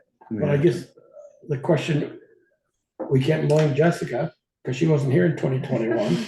No blame here. Was we overspent by $45,000. Yeah, but what happened? What We happened We to had, do that? we had issues, was it up by Sergeants where we had to cut the road and that bill was Mhm. 40-something Yeah. $1,000 when Or we. the thing But- froze, the Yeah. pipe So is froze. that why we raised the revenue to pay off that the following year? Yeah, those are questions I think we'll never get answered, but, We'll, With the we'll past do treasurer. some calculations and see what we can come up with. but I'd like to know where If we have any money. Right, right. Can I Minus. ask a dumb question? there's no Can you dumb guys- questions. Can you guys run a budget report for each fiscal year of revenues and expenses and just look at 10 years and do a report? Is there such a thing in your accounting system? Yes. It's like, Good that's how I would approach it as a Like just person. to look for the delta above, Right. how much percentage above or below. Well, yeah, like, Just know, can't just to you, find can't out how you much do? money we either Oh, owe or. Yes, we Oh, can, can't we you can, Yeah. all of it is in NEMRIC. It's the question is, has it been put in NEMRIC correctly? And we've had a lot of issues with that we've discovered that go back many, many, many, many years. But the water should be all correctly. Water should have been, Clear. Not Clear as not mud. necessarily. it generated these numbers. Well. Are those real? I think that's somewhere there's For some of them. $41,476 by just going those 3 Yeah, years yeah, back. yeah. I mean, that's just in 3 years. If you Right. went back another 3 years, do you find another 40,000? Yeah, It's more common throughout all of our departments and parts of our budgets that we come in under budget. We spend less than what we budget for, and we bring some, and oftentimes even bring in more revenue than But budget. I'm guessing that this money was all put into the general fund and Yep. it got lumped into that unassigned funds. I would just feel a lot more comfortable with the increase. I mean, it might not be a big deal, right? Like if I guess I would just like to know where we would fall in with this new water rate. So if we say to water rate users, for years, we tried to keep this as low as possible, but now we've run into these legacy problems where you have to do these repairs and we need to increase the rate. However, the rate we're increasing to is like right in the middle for Addison County, right? Like, I think that would be an easier sell than we're increasing your water rates almost 15%. Well, when we You know what I go, mean? when we go and change the ERUs next year, Right. we're gonna have a fairly considerable increase. At some point, do we have? The commercial a- ones are gonna see it. Do we have a commercial plan to put in the The people. who meters, are- the yeah. smart readers, smart meters? Take that one, Jill. I wish, I mean, I wish there was a plan. I mean, you probably need $500,000 to $1 million to do it, but it would be awesome. I would love it. Well, I'm Because just thinking about all the ones you can't read, or they don't let you in, you can't read, they don't work, whatever. And I don't know how many there are, but I know there's some versus the ones you can. I mean, those people that they're either broken and they won't let you in, or you can't read them. We aren't giving them a bill, an accurate bill, Well, also they're the just getting a time it minimum takes use. To Yep, do minimum it. use. right? Because Jill, you can just ride around, you don't have to get out. If we Right have the smart now- meters in place, you Yeah. you could just ride around and, right? Mhm. Oh, yeah. You don't need to get out. That's how the smart meters would work essentially, but right now we have to walk and touch every single touchpad on Right. everybody's wherever it's hidden on their house and literally physically touch it. But And How many meters can you not read or you don't have access to? I they're have not access functioning properly. all of them. I have about 19 of them that go, meaning that I can't get a read from them because whether the wire inside the house is broken or the meter's not functioning properly. And yeah, there hasn't been great Just success. 19? That's it? No, let me be clear. There's 19 I can't read. Okay. There's Right. like 3 pages, which I think there were 30 entries. There's like 90 of them that aren't reading Right. flow from what I can see on the report that I saw for the first time ever a couple months ago and went, that was when we were trying to discuss equivalent residential units with the state based on flow, like consumption. So those are 90 meters that we may only be doing the base rate and they aren't getting a bill for water usage. Out of the And some of 90, them are apartments, if I recall correctly. I would have to look at it again, but I Well, think that it's. But the base rate is 9,000 gallons. Out of those 90, they would have to be they'd have to be using more than 9,000 gallons a quarter. If Is that right, Joe? Yep, to get paid, to get billed more, so I just can't tell. If Right. they're using more than 9,000 gallons, we can't tell because it's showing, 0. out of the 90 that you can't get an accurate reading, how many of them have been contacted and won't let you in the building to change? Most of them. I've only contacted the 19 that I can't read because they go, So I didn't even know about the zeros until like just a couple months ago, and we've been in the middle of all of these other interesting, fun, delightful projects of change since then, so. Yeah, I think we need to deal with Doesn't our that. ordinance say definitely says for lack of payment, we can shut you off, or lack of. Well, they're paying, They're They're not being billed. they're just not being billed correctly. Well, if they're Or denying them may to not let be, in, may not be billing correctly. we have, let's say we have 25, they're not letting you in to change them, go off the curb and shut it off. I think Jill's point is that there's just been too much else going on. They Right. haven't had time to turn attention. There's to. quite an effort to then address. First of all, there needs to be a little more effort to get into the ones that we know are device errors that do the that I definitely know the locations. And then there's kind of like what I would call step 2. And maybe that bigger conversation in, okay, these step 2 ones that are reading nothing, do we replace them with these do we replace them with the iPearls or do we start switching over? And my preference would See, be the to smart switch meters is over. gonna have to be the way we go. I I mean, that's strongly the recommend- future. I That's just the future. I strongly we- recommend it. If we put in 100 smart meters in the next 2 years, do we have the equipment to read? Do we have to have different equipment, drive by in your car? What does that cost? That's the thing, is that we've got to do an analysis, and what happens is we'd want to make sure that the meter reading equipment that would read the smart meters versus the meter reading equipment that we have now that reads the census meters, how would we delineate between who has which type of meter, what still needs to be read manually, what needs to be read, what is being read automatically already? How would we delineate the areas? And how would we know that everything got billed, right? Because right now they put the Archer, which is the handheld device, down into the to the plugin, and then all the data comes over across into Census. Census takes it and then it feeds it into your NEMRC accounting system. Then NEMRC accounting takes it and throws it into your billing rate structure. So there would need to be that multi-step process and understanding how can we run two simultaneous metering systems? What would we need for devices? How would the software work? And how do you make sure that each person is getting a bill at each quarter so that there isn't an inconsistency or overlap? I think a goal for this year would be at least the minimum, do the 19 or 20 readings that you get on, you say. Yeah. And get them. And then start working on the ones that are just giving you the base minimum. Yep, agreed. Get the 19 done because. Are you Yeah. talking just get them read or? Get 'em read, the Oh, I thought you were 19. saying put smart meters in them. No. Because, Corrected, right. no, at the minimum, get the 19 fixed. Yep, agreed. Any grant funding for That's what I was going to thinking. smart Right. meters? I'm I sure don't there know. are There Water might be. further modernization. other priorities in terms of. Reduce our carbon footprint because Jill wouldn't have to walk all Right, around there you town. go. I like Oh, that. wait a Let's minute, try. she's walking. She gets less exercise though, so that might I be. mean, Middlebury's changed their meters twice, they're changing hours again. This summer, I got a notice the other day, they're coming in.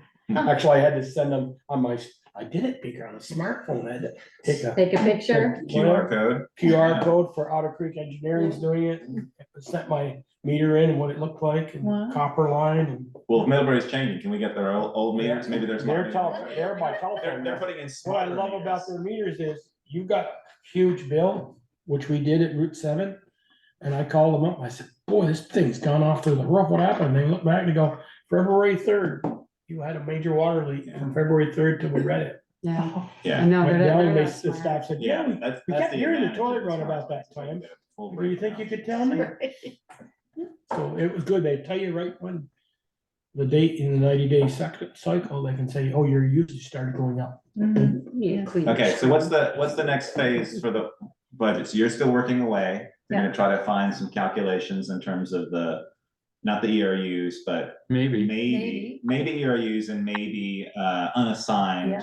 I'd like to, If you can work with the treasurer on that. I just did 3 years and Oh, yeah. just by what I see on the. I think we have her, so I'll is our read next anymore. meeting next week or the following?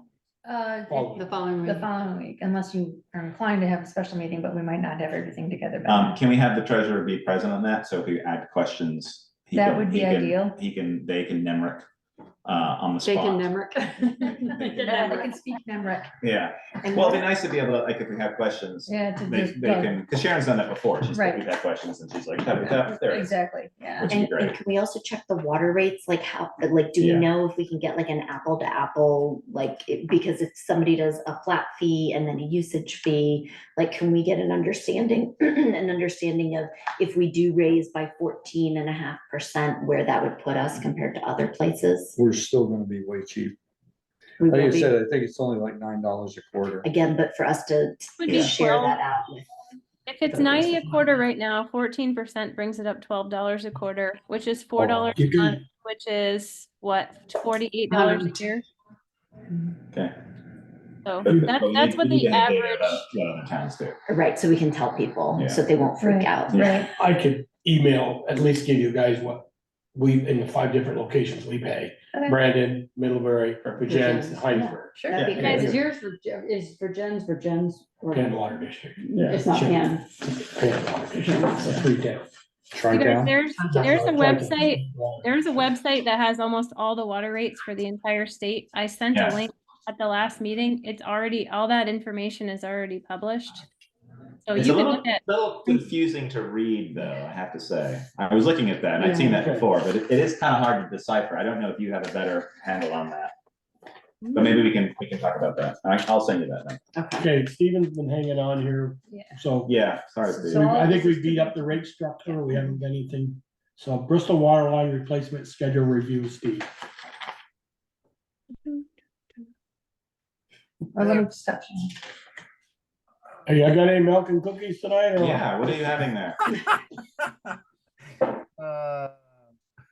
No, I'm double duty here. I'm working in You the got some background. Dakin So sorry. Farm, got some Dakin Farm syrup on them too, or no? No Shelburne Sugarworks ice cream tonight, none of that. All right, what's Steve talking about? Can we share here? Yep. Oh, before I get going, I wanted to make sure that we wish Valerie a happy 39th birthday. Happy birthday. Is it today? Yesterday. Yesterday? Happy birthday. She brought cake, cupcakes. I know. All right, we gotta make a note for that. Wait, it was yesterday? Correct. All right, I'm gonna make a note of that. Let's see. I too. It's Chad's birthday too. Oh, my. I could have cake today. Yeah, we had conversations about what it's like to be a Gemini. Can you make it bigger, Steve? Yeah. No, we don't need to see that. Is that better? No, that's not better. That looks like a sewer line, not a water line. Now, why would Jill tell us that that needs to be sanitized? Chlorine. All right, I'm gonna do this.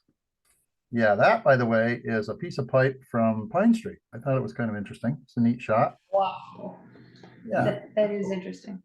that's an old line that we actually tied into. Jill, I'm trying to remember. I can't remember if that was Munsell Maple. Avenue, wasn't it? Was it? Didn't you tie in there, you tied into Munsell Avenue, I remember you took. We did, but I think this particular one was Maple. Could have one Picker did, we did in middle, we did that on nighttime. Yeah, yeah, it gives you a good idea what's in the ground, right? So lots of mineral buildup in there. All right, hey, there was some questions at the last meeting about schedule and how we're doing overall. And I think it's kind of good to review this stuff every now and again. Can you make that just a little bigger, Steve? Cause it's all teeny tiny. Really? Microscopic. Yeah. Okay, let's try this. Can you do like present? Yeah, there Present, we go. yeah, your present. Is that better?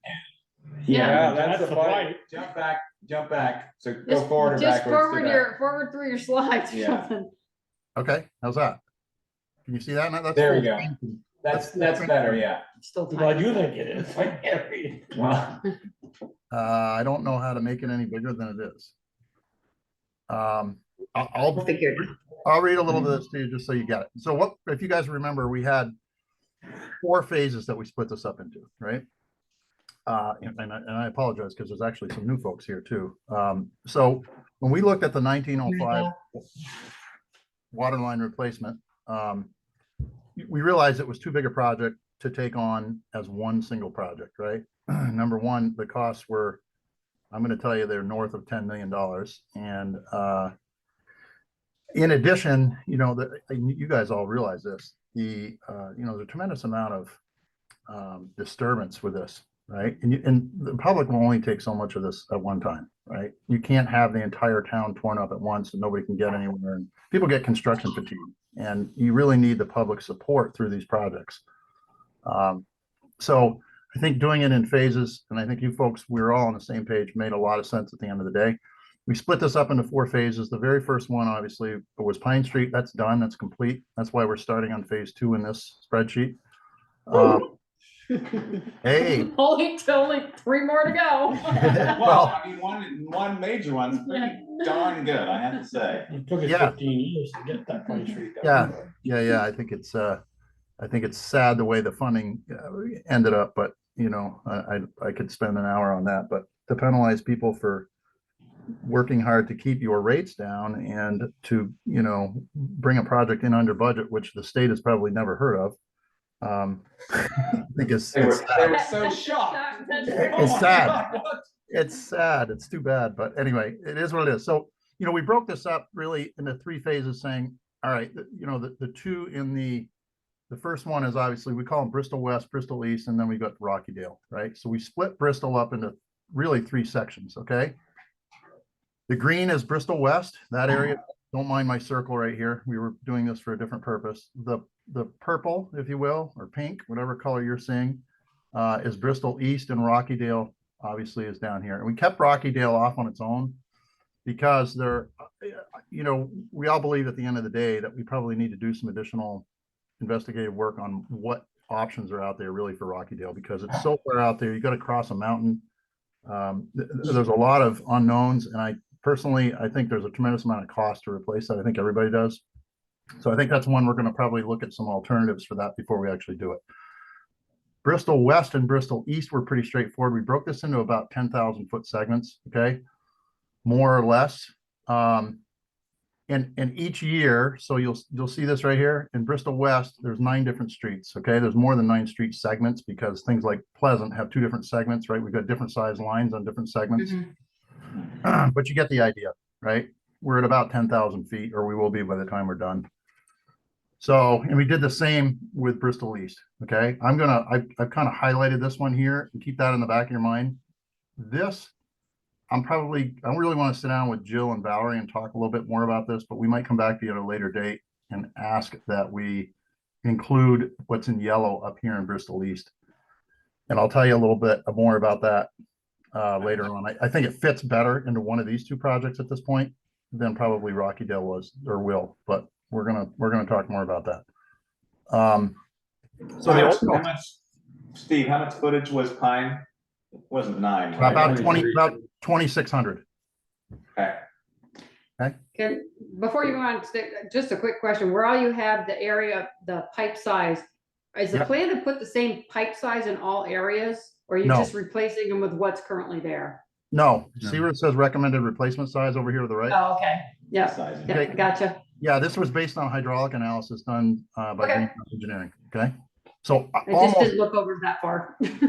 I would say the great majority of these, 80% of them get upsized, okay? Yep. But Steve, phase 2 won't be done all in 1 year with it, 9,600 feet. Okay. Or that's gonna be over a couple of 3 years. Good segue into what we're coming into, right? So this is a schedule that Jill and Valerie and I brought forward to you guys a year ago, okay? Right. Mm-hmm. And I'm sorry if this is so small, but basically this top is done, right? That was Pine Street, that's complete. Phase 2, we are now right about here, okay?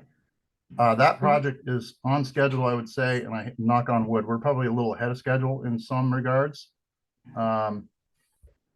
This will play out, if all goes well, exactly as it's outlined on here. What I want you to pay attention to is what's right here when we get into Bristol We East. start the next one. Yeah. What's that? I said we start the next one before we're finished Correct. This is what, Jill and Valerie and I have been talking about this, right? And there's some reasons that there's a conflict here. A lot of this is going to take a tremendous amount of this team's time, okay? And one of my big concerns is we're a pretty small group of people here, and I'm not sure, I know we don't actually have the horsepower to do this and this at the same time. The other thing that I think is going to happen to you folks, I think the state, we're going to have some projects that are going to slip in DWSRF, okay? Some projects aren't going to meet their timelines in all likelihood. And what typically happens is funding comes available for certain things on a pretty short notice, okay? And if you're not prepared for them, if you don't have your design ready, you're not going to get an opportunity at that funding. And what that funding usually means is they offer you they want you to spend the money. They want to keep the money in the state of Vermont. They don't want to give it back to the feds, right? Because that's what happens if they don't spend the money. And they typically offer it to communities. Hate to say this, you guys are all going to frown, but at additional forgiveness rate. So the forgiveness rate might not be 50%, it might be 60%, or it might be. Unless your town's name is Bristol. Yeah, I know, I feel bad. I did one 3 years ago in Richmond, and they came to us and we basically had 10 days to submit the information, but we had the design already complete. And they got 75% loan forgiveness. It's hard to turn that down. So I'm just trying to tell you, there's some additional opportunities out there. Let me jump one slide up and explain to you where we're at. Okay, I took Pine Street off from here, but this is basically what we were just looking at. And what we're talking about doing all of this in the schedule that you folks approved a year ago was right here. Okay? Yeah. What we're suggesting is we slide that up. This phase, at least in terms of design and permitting, we will be done by the end of this year, right? You're gonna be Yeah. applying for DWSRF funding in January. That's Mhm. what this represents, okay? Mhm. And if all goes well, right, if you get a bond approved, let's say in November, DWSRF application goes in January, your funding should get approved sometime in June or July. Okay? You're saying November this year? No. June or July of 2024? 25, right? We will finish the design and permitting this year, by 2024, okay. we will So you're apply for, saying November 2025?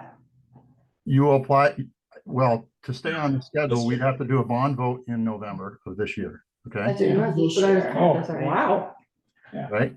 For this whole phase, we would apply for DWSRF funding in January of next year. So 6-7 months from now, Valerie and Jill and I would prepare an application for construction funding, right?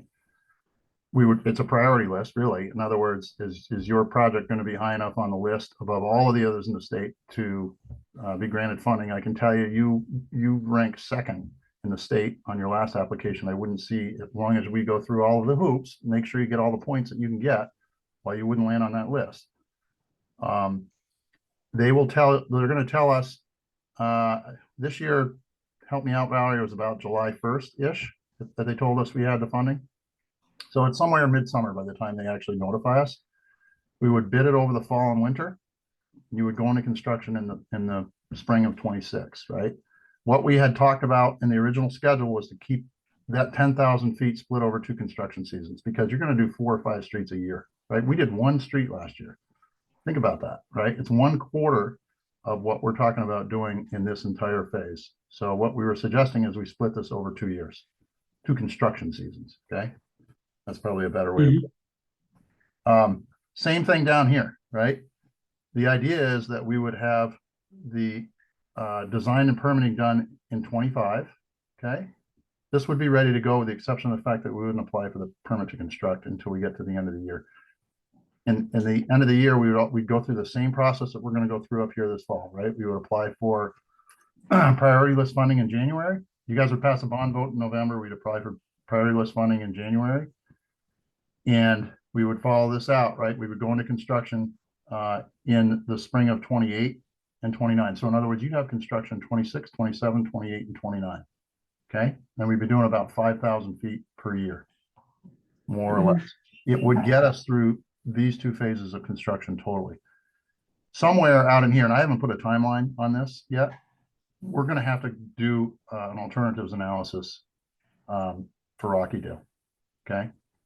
And I would suggest we do that somewhere out in here. And I just put TBD on here because I don't think that was the biggest priority. The biggest priority would be at the moment, with our team and funding and, getting through these 2 things is a pretty big deal. And we know for certain that we can apply each year for DWSRF funding. Yes. Okay. Yep. And what they're I've been talking with Katie and, I think I shared all this stuff with Jill and Valerie last week, and we will have a whole lot more discussions. I will tell you the new person that's working for Amy was the person we were working with before. So we have a new person who is the point person for this for DWSRF. Her name is Katie. She's been very responsive to every question that I've asked, unlike what we went through for the last 2 years. So within 24 hours, Katie either sends me an email. She called me Friday, right? Said, hey, I just want to let you know XYZ. So what we had talked about was if we were going to do this over 2 construction seasons, how would the state, for instance, like us to apply for funding? Would they like us to apply for a priority list funding one time for the entire this entire project? Her answer was yes. But what they would like us to do is make sure that we stay on budget. If we needed more money than we applied for because it looked like something was going to go over budget, which they better not, but then we would have to apply for additional priority list funding for additional funds, right? They want us to keep this project separate from this project. So we're going to have a separate, from DWSRF standpoint, a separate project for Bristol West and we'll have a completely separate project for Bristol East. Okay, So Steve, you're saying that November of 24, we'll probably bond for phase two. And then in 26, we'll bond November, bond for phase three. correct. Okay. Yep. Now, also on your map, there was a Bristol South. Is that anything? That's West Street. We don't have any 1905 water lines in Bristol South. Okay, good. So, Just want to make sure. that schedule, by the way, isn't any different than the schedule that you applied for last year, except for the design portion, right? We pushed the design portion back here a year, but in terms of the bond vote and DWSRF application funding, it doesn't change. Okay, I just don't think we have the horsepower between us to do this, and I honestly, that's tough. If I could interrupt, I want to read an excerpt of the letter we received today from DEC. from DEC Commissioner Jason Batchelder. And this is relevant to what we were just talking about. He writes that looking forward, the cost of additional work Bristol undertakes and the new debt service on your just finished project are factors that increase the likelihood of future subsidy for forthcoming project phases. Bristol seeks to finance through the SRF, USDA Rural Development, or other funders. The division's staff are always happy to discuss optimal timing in advance of any borrower. Whatever. Yeah, to avoid surprises. The same staff are also available to consult on the best approach to financing projects, whether or not they are financed through the SRF, including stacking contributions from multiple funding organizations. And so what Steve is saying is Katie has already begun to have this proactive experience or offer this proactive experience. So there's nothing in there that says we will guarantee you 75% loan forgiveness. Or we're gonna poke you in the eye because And you he's complained. bolded that and underlined it. Yeah. You We wish. you can hear the sentiment in the room that we're not getting warm and fuzzy yet. Yeah. We're not getting all, oh boy, Yeah. go. Yeah, okay, Okay. I'm done. All right, so you think you have capacity by sliding that back a year or into this year, Sliding almost ahead, right? right? Ahead. Or ahead, right, Yeah. either back. As we All right. finish, as we finish the design and permitting of this, our suggestion is we literally go right into the next phase, right? And we just hold off. And so, Go ahead. yeah, and phase three you've got it at 10 now, that might include maybe another 4 or 3, depending on what happens with Rockydale and those discussions. Okay. And I think we'll take on alternatives analysis. I mean, somewhere about in here, we'll probably spend a winter and do an alternatives analysis, right? That's. And that seems like it makes sense to put that line in phase 3 versus have it be its own phase. I mean, I Big in personally, residence? Yeah. Steve, I personally like this because I thought originally we talked about 26, 27, then take a gap year off and no digging in the village.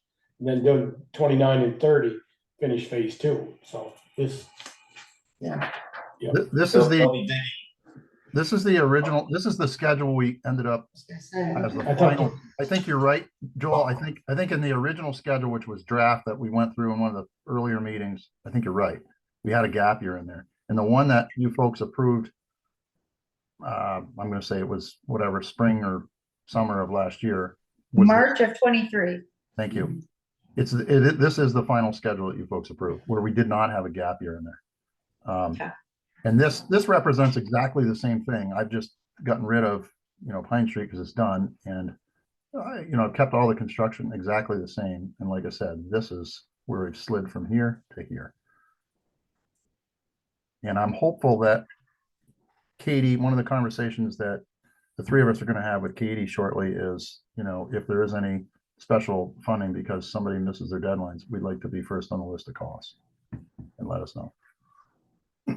And I would, if I was a betting person, I would guess that's going to happen. Somebody's going to miss a deadline. Let me ask the question now about that. So if we bonded in this year, November of 24, and you got a call in December and said, hey, whatchamacalltown fell off the list. You guys, are you ready for phase 1 or phase 2? could we go out and dig in 25, spring of 25? Would you be ready? Yeah, If they told you, we got funding for you if you wanna move 26, 27 to 25, 26. Yep. Would you be ready if we got Yeah, it? Yeah. we would gear up to start bidding here, right? Instead of bidding out here through the winter. Yes, Okay. we would bid the project here. We will be done by the end of this year. We should have all of our permits in place. We really just need a construction permit at this point. And you know, your bid specs will be written, your design drawings will be done. You'll be ready to go out to bid. That's the goal. You'd have for November 4th ballot or whatever. I don't know if there's an election this year, November 4th. Yeah. Yeah, it's called the president election. Yeah, sorry. Yeah. So Joel, the only reason. You would the have only a reason- number to put on the ballot by October 1st, because we'd That's have to right. warn it. That's right. So one of our next That's steps. 5 will be- months away. One of our next steps will be to start working on, you know, detailed construction estimates, right? So I need to get the drawings to the 90% mark. And we're gonna hit on that next, and I'm gonna kind of show you where we're at and what's going on. The only reason that we didn't bid that right here, Joel, is because we're not gonna know until midsummer whether or not you guys have been approved for DWSRF funding. If we knew here that you were approved for DWSRF funding, we'd bid that over the winter and spring, right? And go to construction in the spring of 25, like you just talked about. But early 25, if they called you and said, we've got town dropped out, we've got Yep. $4 or We'll be $5 ready. million available to cover your loan, you'd be ready to go in early, mid 25 to Right. dig. I'd probably come back to you at that point, whoops. And say, hey, I'm gonna do something different right here, but yes. We're ready. At what point do we need to have on the agenda an updated engineering services agreement? It usually takes the state 2 or 3 months to turn that around, Valerie, so we Okay. probably should do that. You and I should probably work on that in August or so. Okay. Okay. Do we need anything in order to change this? Do we need anything from the Water Commission? I mean, this is a different schedule than they approved a year ago. I don't know. We don't have to do it tonight, but just maybe keep. it- Approved. I'm hearing consensus. We'll give you a get her done. Okay. Right. So, I mean, so for beginning, according to this schedule, 2026, they'll be in the former village construction, at least for the next 3 or 4 years. Assuming we get positive bond votes and DWSRF funding, yes. Just so residents know, but the Pine Street project, though smaller, went very well. I think the town had a very good sort of media campaign about what was happening and updates. Very few issues were had. These are obviously more streets that were digging, but there's no other time to do it. We can continue to push it off. And hopefully once this project is complete in 3 or 4 years, then we have a water system that's gonna help us for the next 100 years. Or What? you or Longer. Yes. Yeah. Yeah. This is a project that's setting Bristol up for the next 100 years. Yep. And Hopefully more. as Long this, overdue. Yeah.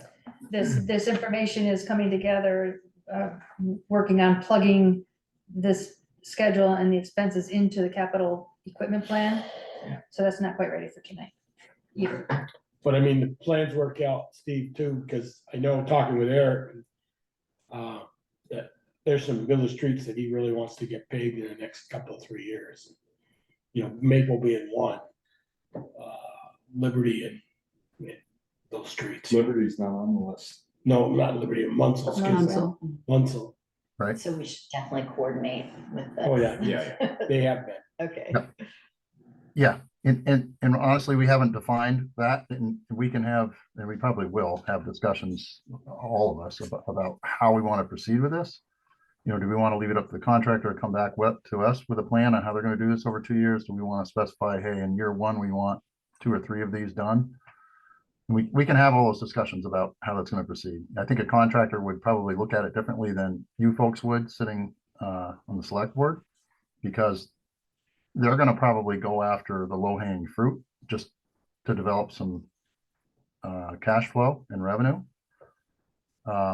And if I, for instance, if I was a contractor looking at this, I would probably say, I'm gonna take on West Street, I'm gonna take on Maple Street, and probably Pleasant in year one.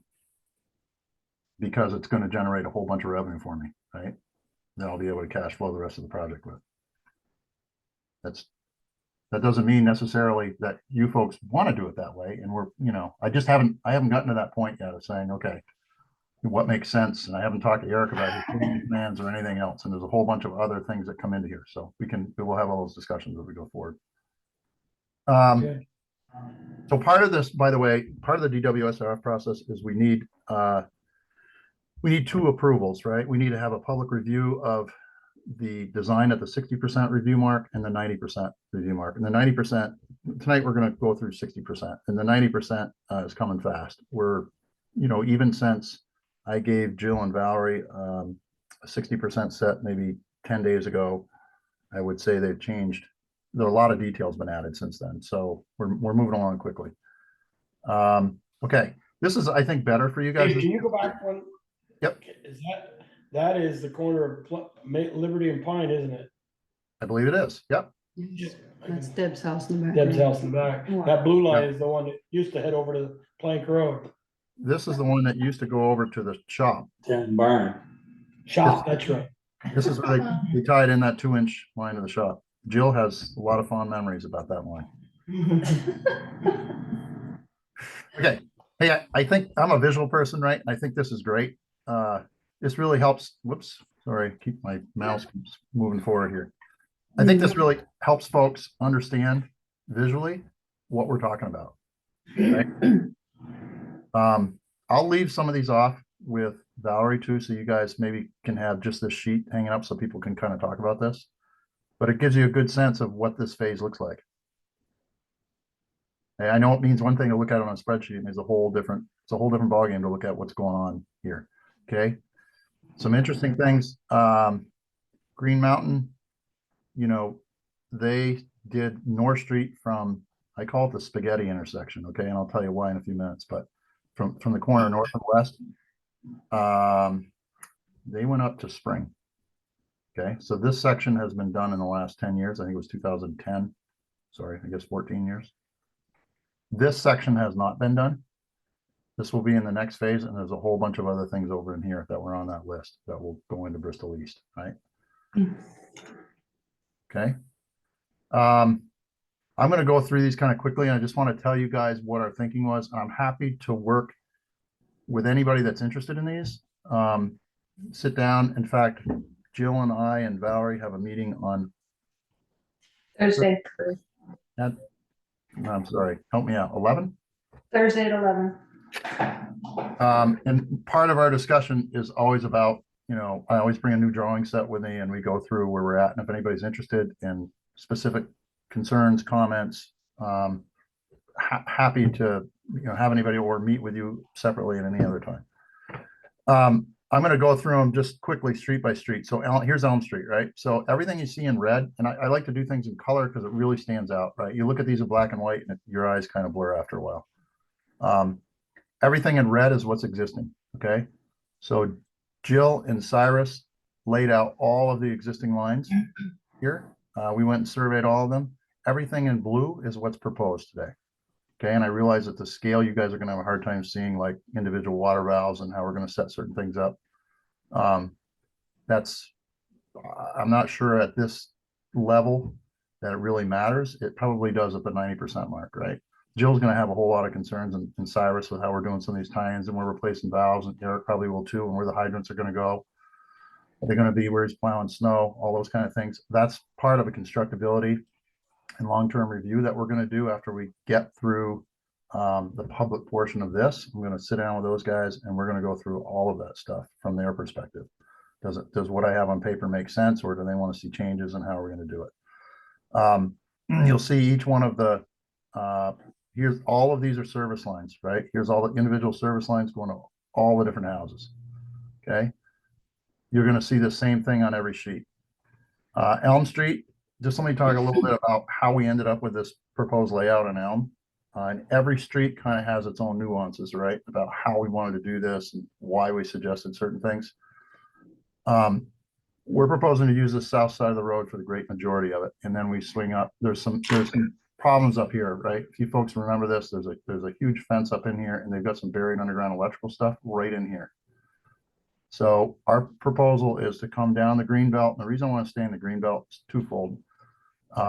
Elm Street's only 20 feet wide, right? Paved portion is, it's a narrow street. You guys see it every single day. Imagine what we did on Pine Street, right? We had 24 feet on Pine Street and we still had a hard time getting traffic through.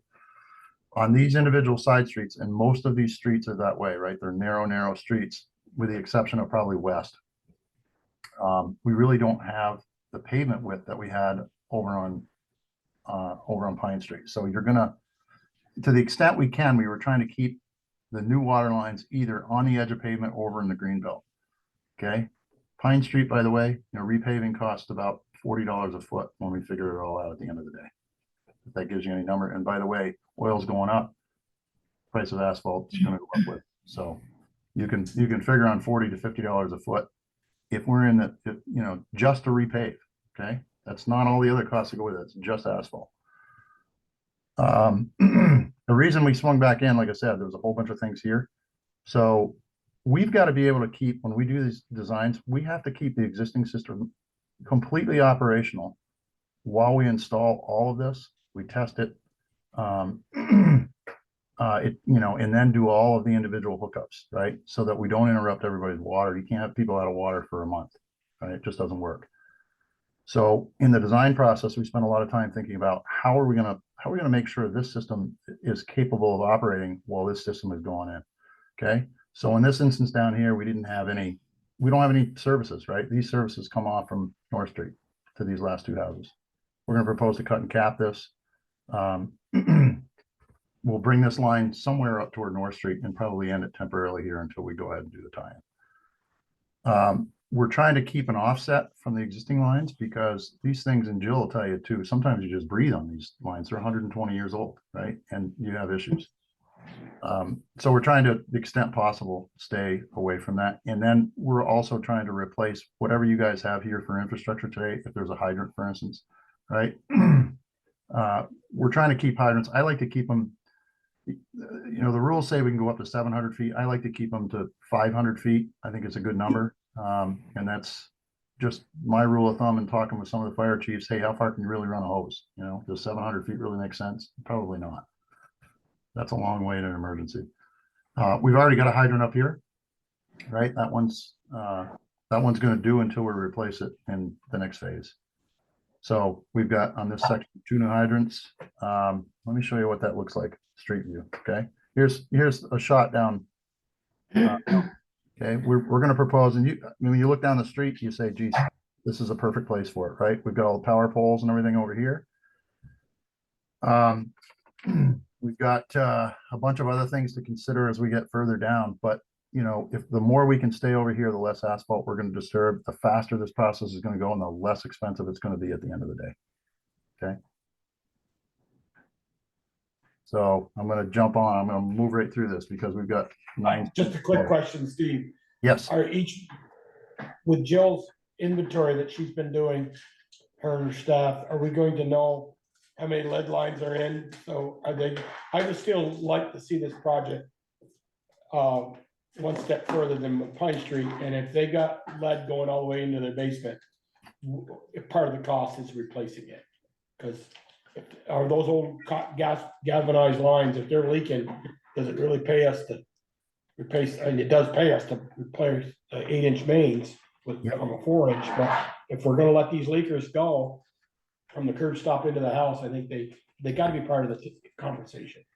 Yes, and Joel, I'm gonna write that down. Can I take that on at the end? Because we could spend 10 minutes on that question. And I think Jill. We don't need to answer tonight. I'm just probably want to join. I know the problem, we couldn't do it at Pine Street because of some easement issues. Yep. Okay, I've got it down here as a response. Okay, so Pleasant Street. Let me show you a picture of Pleasant first, right? Okay, so here we're looking from Liberty Street, right? We're looking east down Pleasant. It gives you a good street view. and by the way, Power, which runs down this side of the road, actually crosses once you get up here to Munsell, and we run down the south side of the street all the way up. So that was one of our considerations in this whole thing. Where are we going to place these lines, right? And you can see, this is where the street, right? We were looking this way in that picture, right? Here's Liberty. Liberty was replaced. I would have to look at the inventory, but I think it was around the mid-80s. Mid-80s? Mid-80s. Okay. Yeah, we bought our house in 84, or 85, and they were doing it a few years out. It was late 80s, Right. 88. There are no as-bills that I'm aware of. They are not at town hall anyway. We couldn't find them. We're gonna do a little bit of work in here with the contractor to try to assess what's there, but our plan right now, if they did what I believe they probably did, is they extended an 8-inch stub off of here is what I'm gonna guess. This is now 6-inch all the way down here, right? We're gonna hopefully grab that stub right here, and we're gonna run down, we're proposing to run down the north side of the road, okay? All the way down. You'll see that in the next, here's a continuation of that, all right? Staying right down the north side of the road. We're gonna hit all these side streets in a minute. We've got to stay 5 feet off storm, by the way. So that's why you see the separation. All these green lines are existing stormwater. And we're going to basically ride the edge of pavement. One of the reasons we didn't go over into the green belt here, and I'm sure that's going to be a question from somebody. Whoops, sorry. Number one, there's power that runs down this section, but there are a ton of trees. Let me get up into here. A ton of big trees, particularly. Lots of maples as you get further on up in here. Look at this. We were trying to be sensitive to people's, we're in an urban environment. This one, I don't know what that is. It's probably dead. But up in this section up in here, you can see a lot of these old maples, right? And they're beautiful trees. I think from a public perception standpoint, we're going to get a lot of resistance if we propose to take out a significant number, especially these big old trees. So we were trying to be sensitive to that. It's difficult because you're kind of locked in here. We've got a sidewalk over here. We're going to want to try to maintain pedestrian traffic. The existing water line runs right up this right side of the road. You've got really nice, probably 100-year-old trees right on both sides of the street, and it's a balancing act. Do I think there's going to be impacts to those trees? Sure. I mean, you're not going to, think about this. The root systems, as a rule of thumb, extend as far as the canopy. Right. So you're going to see impacts, and you can see up in here. Well, let me go back one. How did I get all the way there? In the wrong section. There we go. You can see some of these big trees we were just looking at, right? They're located on the drawings. We're going to be well within those canopies, and there's not much I can do about that. Other than, if we run a new main line down the center of the road, number one, we're not even going to be able to construction traffic through there, but we're going to be in the same boat we were with Pine Street, where it's essentially non-passable all the way through construction, right? At least the section you're working in. And we wanted to try to, at least, when we're doing certain sections, let's say we're working from Taylor to Maple, we're only shutting down this small section in here, and we're able to, somewhat keep traffic back and forth. And the nice thing about this, you got a pretty good grid here, right? So we can detour pretty easily around most of these sections of work. I think, though, this separates us from power as much as possible, right? Working underneath the overhead lines and having to hold poles every single time is a very expensive and tedious process. And trying to balance the separation between all these things, right? We've got the existing water line, we've got sidewalks, we've got stormwater over here. How much room do you really have to run a new water main and not disturb, the existing infrastructure as much as possible? So it's a balancing act. And there's no right or wrong. It's just, I got to tell you, I sat down with both Eric and Cyrus too, and we spent a morning with this set of plans, with this layout, and we drove every single street, and I got input from those guys if they thought there should be changes and why and where you thought they should be, and I incorporated all of that into this final. I shouldn't even say it's final. This draft set you're looking at right now. Right? So what is your thought? You'll run down, I'll call it the westbound lane of Pleasant and West Pleasant all the way to Liberty? I'm gonna go back here. So to run down the left hand. Yeah, instead- in center of the westbound lane, so to speak, or No, it's on the edge of the pavement. North edge. Edge. the north North edge. edge. Yeah. Well, then Yeah. you said you're gonna get into the canopy of the trees, that's Yeah, there's fine. nothing you can do about it. Well, I think you're even gonna see that, let's look at some of these trees, right? I think you're gonna see that even out in here, you guys have trimmed these trees back over the years, obviously. But even if we ran down the center line, I think you're still gonna see an impact. And if we run down the center line, it's gonna be, it's tight. There's I didn't mean the center line, I meant the center of the westbound lane. the center of the westbound lane. So That's- So, you're on this side, Yeah, center of this? but, not the center of the street, but the center of the westbound lane. Yep. So you're suggesting we slide it over to here a little bit? A little bit, yeah, that's just a thought. It Get out just- of that canopy and get out of possibly damaging those bigger trees. Yep. even if you're on the center line, you're gonna damage those trees. Is directional boring an option? That's what I was just gonna ask. I'm not sure it's any less in terms of the trees, if that's our concern, right? It's any less. Invasive. It's gonna be, there's gonna be a lot of damage. Yeah, and it's, we had some discussion. I'm gonna get into directional boring here in about 5 minutes because we have a section we're actually gonna propose to be directionally bored. And I've got a meeting with a directional boring company next week, and we're just gonna do a constructability review of that section and get their input on that. Directionally boring in this type of circumstance probably isn't gonna be any less expensive than traditional open cut. The other downside of that is there's no way for us to ensure bedding materials at all, right? You need to understand that, when you're directionally boring, I can't see underground, right? And you guys, everything that I've been told, the further to the south that we go, the more cobbles we should expect to see based on the construction you guys have done. So the closer to the river we get, in other words, the more boulders and cobbles that we get. And my hope is that we're going to put a system in that's going to well outlast 100 years, right? And I can't guarantee that when I can't see what's going in the ground. That's a big part of this. And if the costs aren't really any different, or in some cases open cutting, it's probably less. My feeling honestly is you probably should just open cut it. It's just my 2 cents in the whole wide world. But there are circumstances where directional boring is valid and it's a great way to go. And I'm going to show you one of those in just a minute. A thought about tree roots. In a lot of construction activities with the excavation, it's just kind of gouging out the earth around the tree roots and just kind of shattering them. There are ways to deal with pruning the tree roots in the process of the excavation, where if they're hand cut, almost like trimming the canopy. There's a higher likelihood of less stress and recovery, of the ability for the tree to recover without having to respond to all of that other kind of torn up damage. And then if it's just sheer cuts, and it can kind of heal over like a regular pruning job. But it's time consuming and can be costly. Right, and it's going to require either a full-time arborist or Someone to do it. forester Right. that knows what they're doing, right? Not a general contractor. Right. And it's just an extra step in the excavation process. Right. Has our tree warden been consulted at all for this project? I don't know. Did you hear the question, Steve?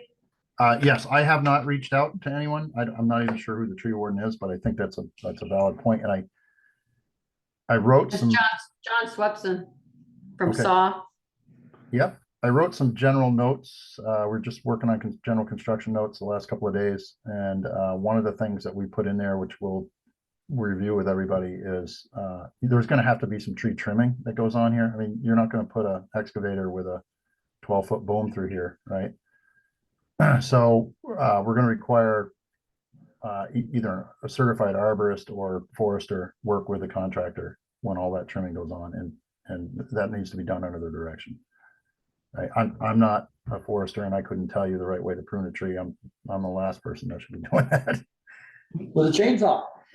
Right, I would recommend that we have our tree person involved Yep, with the project to provide information, and, and if we did go the direction of having someone there, when we hit root systems, it's gonna be a minimal additional cost compared to the cost of the entire project.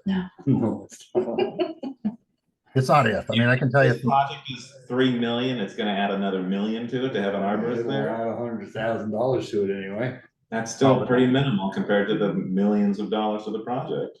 I mean, when you factor in, I mean, first of all, the residents love that's what we hear a I lot. know, I We're know. losing our big old shade That's trees. right, that's what Hear I'm it all the concerned time. They'll about. show pictures on Right. Plus, history. it's dangerous if we damage these tree roots and another big windstorm comes Right. through. I mean, there could be a lot of Yeah. damage. So, I mean, I think just to have, I'm not inviting, them to be a part of the project in terms of they're gonna be there, but I think. In the conversation. Yeah, I think that's important. And it shows that the town is doing due diligence to look at this. Alright. And hopefully mitigate, the death of trees. Steve, on over the, next 100 years. Oh, that's a good point. I mean, that's a big part of this. I mean, if the public's not happy when we're done with this, right, we haven't been successful, so. right, Right, Right. it's a big part. do you want more streets tonight to show us, or do you wanna, I'm just. Yeah, let me zoom right through. I'll move Conscious it. of time, it's 9:35. Okay, church, this is pretty straightforward, okay? We're just proposing to run down the north side of the road. I'll just jump ahead, okay? Mhm. Church and Maple, the existing line runs right down through this side, okay?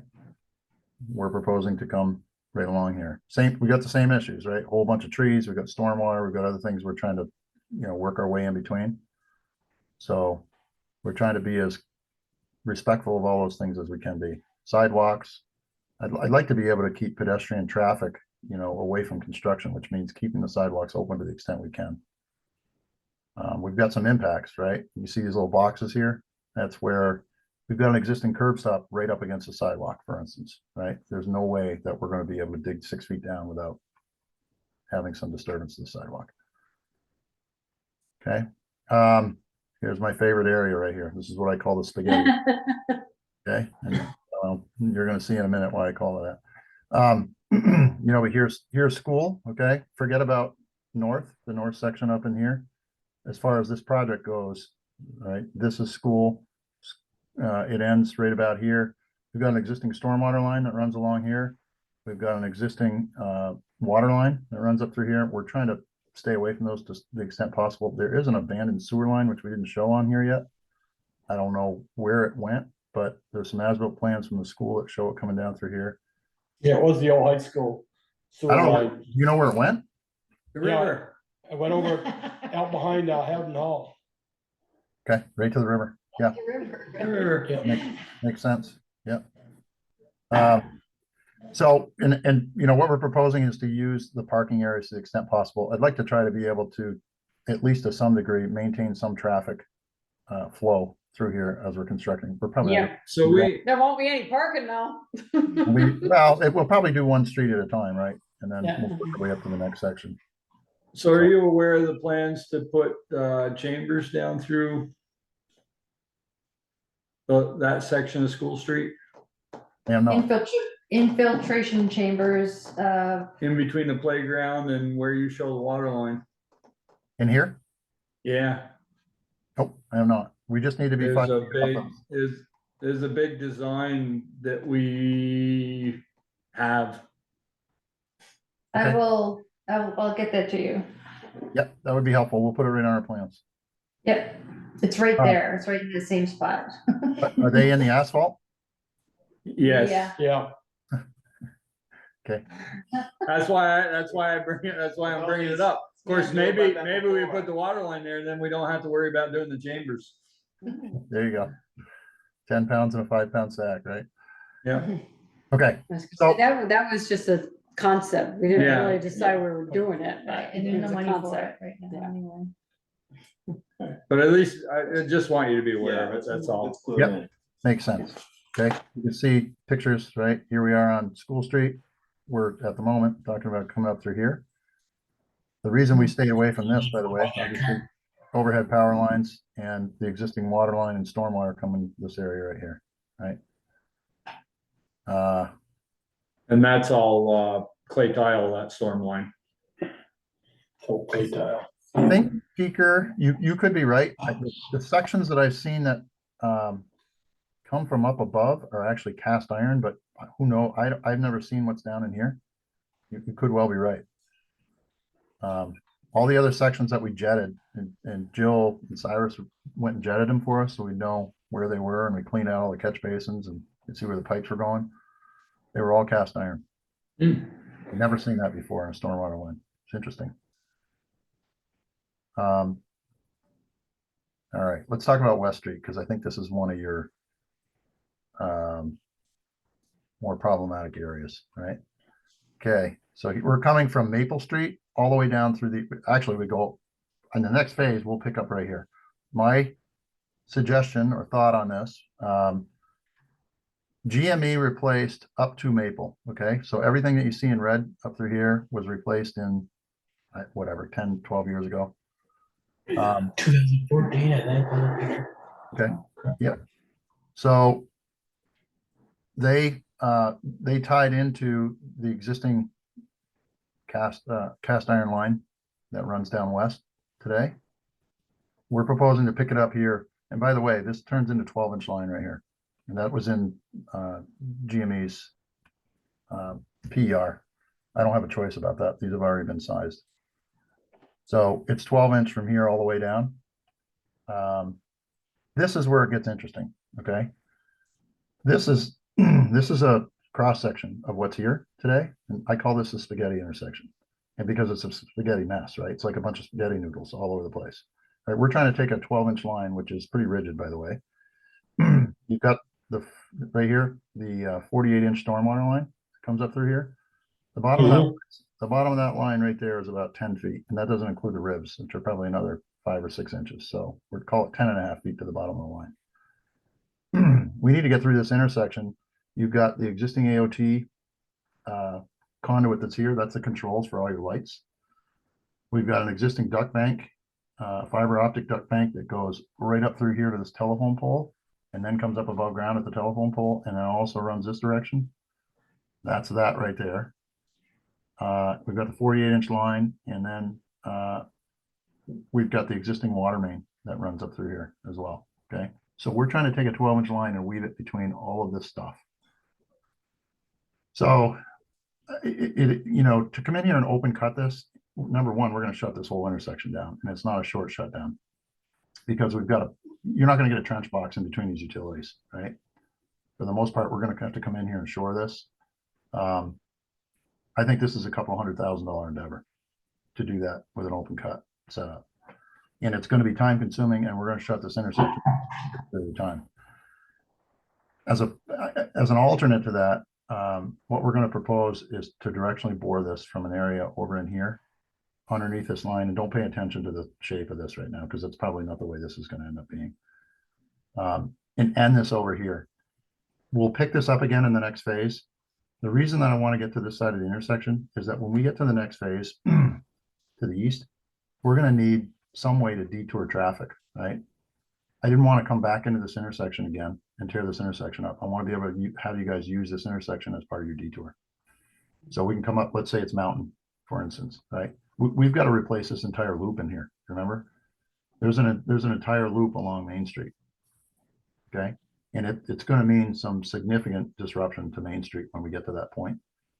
I did not at the same time want to come back into this intersection. We could have ended this right here right now.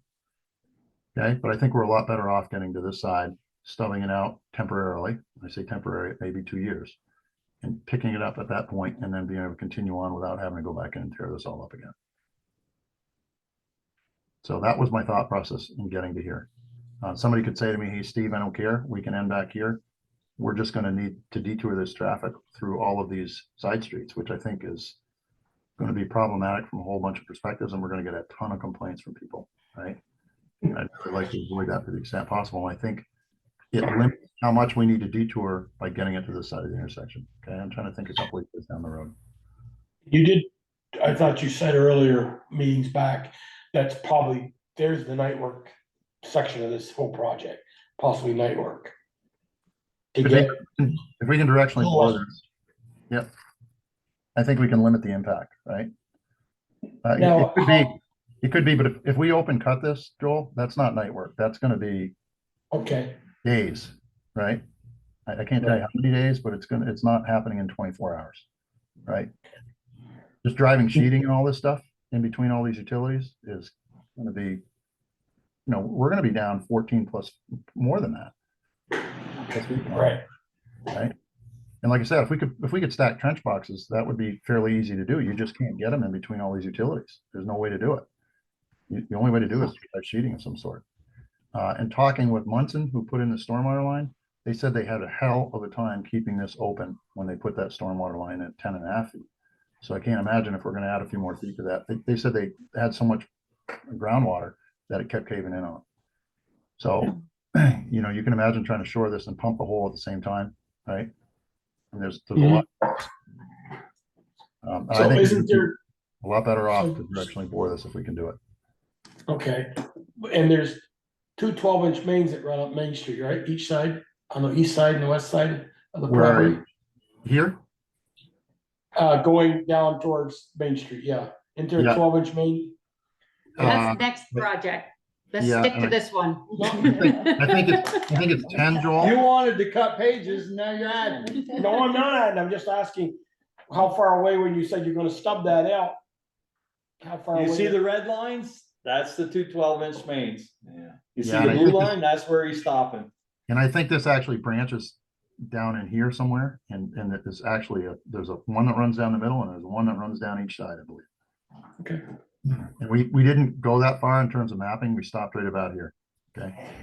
We do need to map all that out. We're proposing to add a T right here. What I need to figure out in the future is how we're going to backfeed. We want to make sure all this is looped, right? Allen and GME put in this is new. Okay. When they put in North Street, they needed a way to get over here and loop it back in to the east. And they put in this loop. That's what you see underneath the stormwater line. That's this. Mhm. Okay.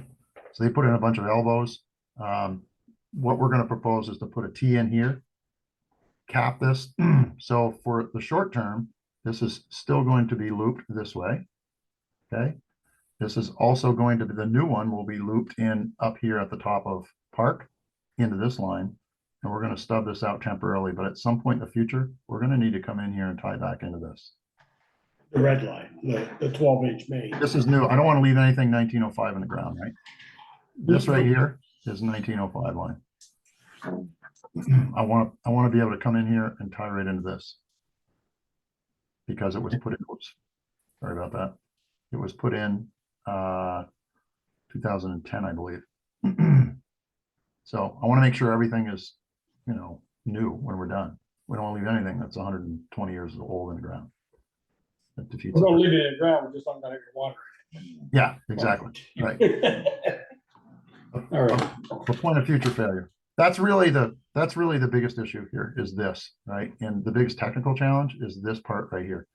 And that's the one probably for the potential for the most disruption to the town and the most costly piece of this, if we're not careful in how we do it. Is there a best time of year in terms of stuff going on and weather and other things like that? Is there a quietest time of year to do this kind of thing? Winter. I think if we're going to do 5,000 feet, it's going to take us the better part of 8 or 9 months because I think collectively we're probably going to agree that they can't go ahead and tear up 5 streets at the same time, right? I mean, the intersection in particular. Yeah, that intersection. Yeah, that specific component. This is one of the reasons that we're going to have conversations about how we want to phase this, right?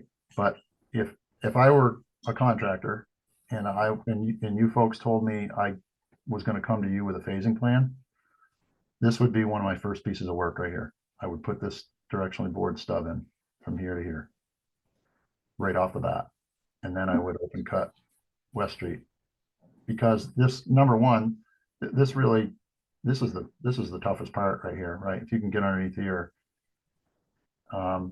successfully and put these in, you're golden. And this is easy digging all the way down West Street, right? They're going to want to generate a lot of cash flow in the first year.